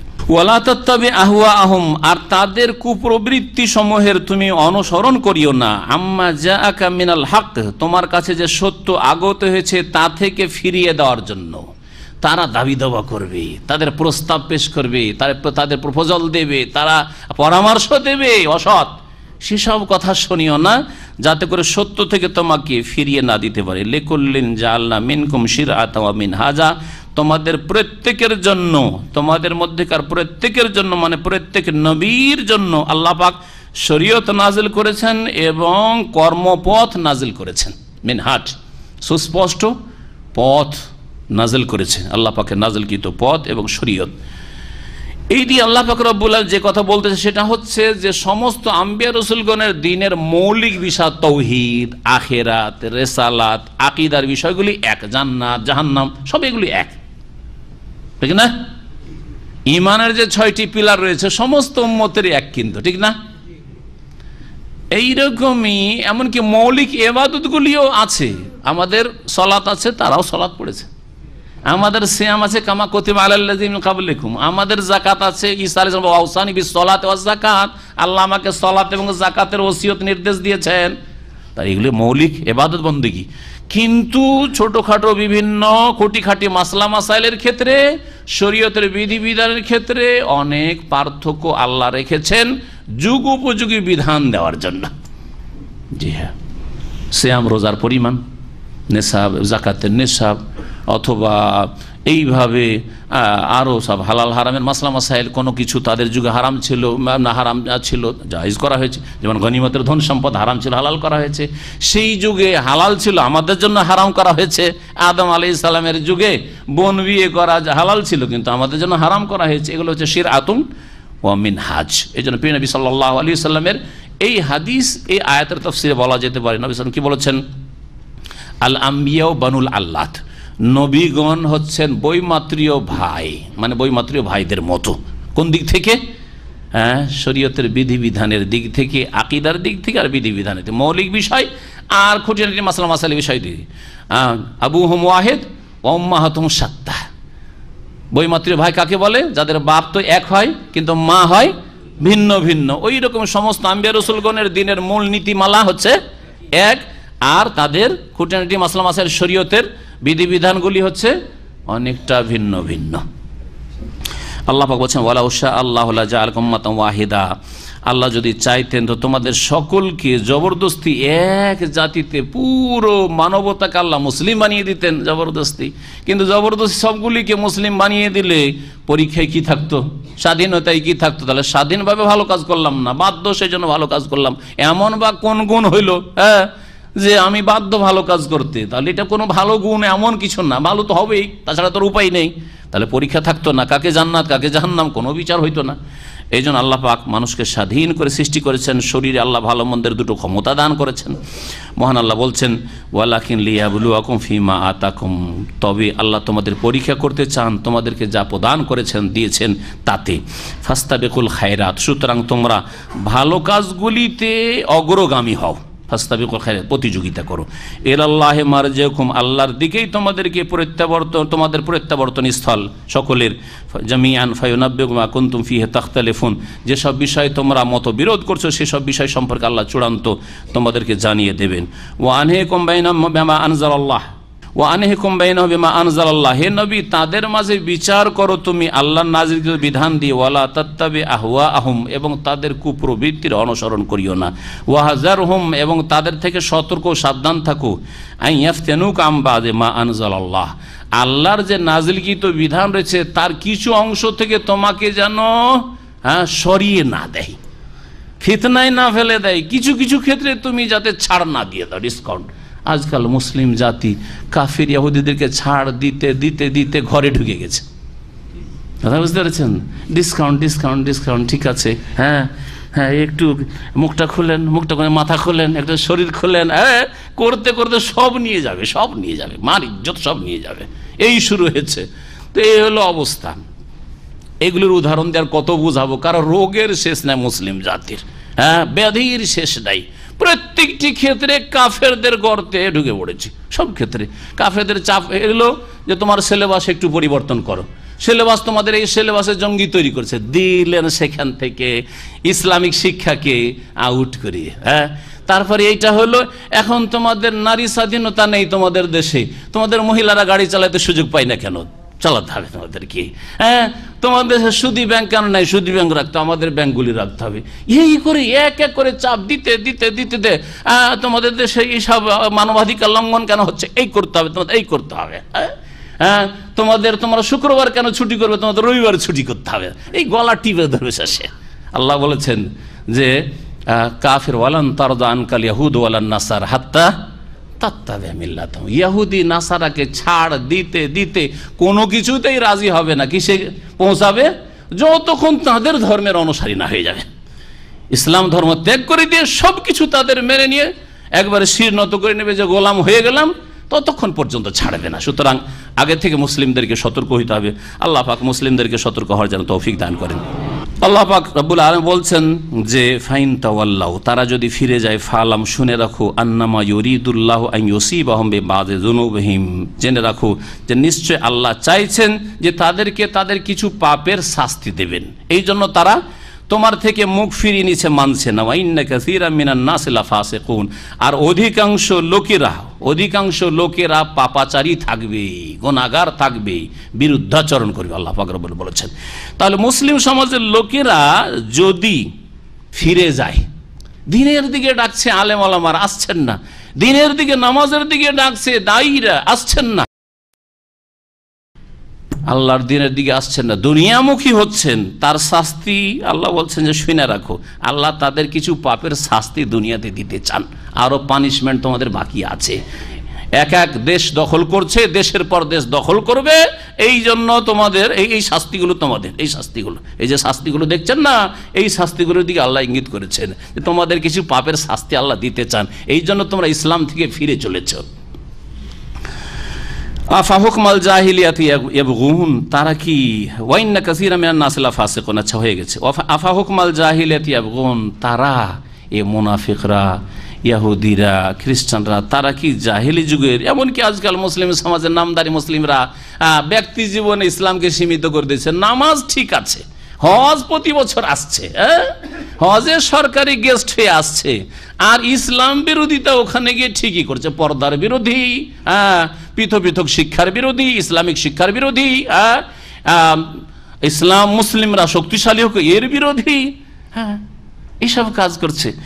আল্লাহ বলছে যে এগুলি হচ্ছে জাহিলিয়াতের বিচার। আফা হুকমাল জাহিলিয়াতি ইয়াবগুন, তারা জাহিলি যুগের বিচার কি তারা চাইছে? মানুষের তৈরি করা আইন দিয়ে বিচার করা জাহিলি যুগের বিচার। আর জাহিলি যুগের নবী সাল্লাল্লাহু আলাইহি সাল্লামের আগের যুগটাকে জাহিলি যুগ। তখনকার যুগে খেয়াল খুশি বিচার হতো, যেই গোত্র যেমন চাইলো বিচার করে নিল, সামাজিক বিচার। এইরকম বিচার যদি করে যে কোনো ক্ষেত্রে, তাহলে এটা হচ্ছে জাহিলিয়াতের বিচার। আল্লাহর বিচার ছাড়া অন্য কোনো বিচার হচ্ছে জাহিলি বিচার, এটা চাই মুসলিমরা। ওমান আহসানু মিনাল্লাহি হুকমান লিকাওমি ইউকিনুন, অথচ আল্লাহর চাইতে অধিক সুন্দর বিচারকারী, উৎকৃষ্ট বিচারকারী আর কে রয়েছে? লিকাওমি ইউকিনুন, বিশ্বাসী জাতির জন্য।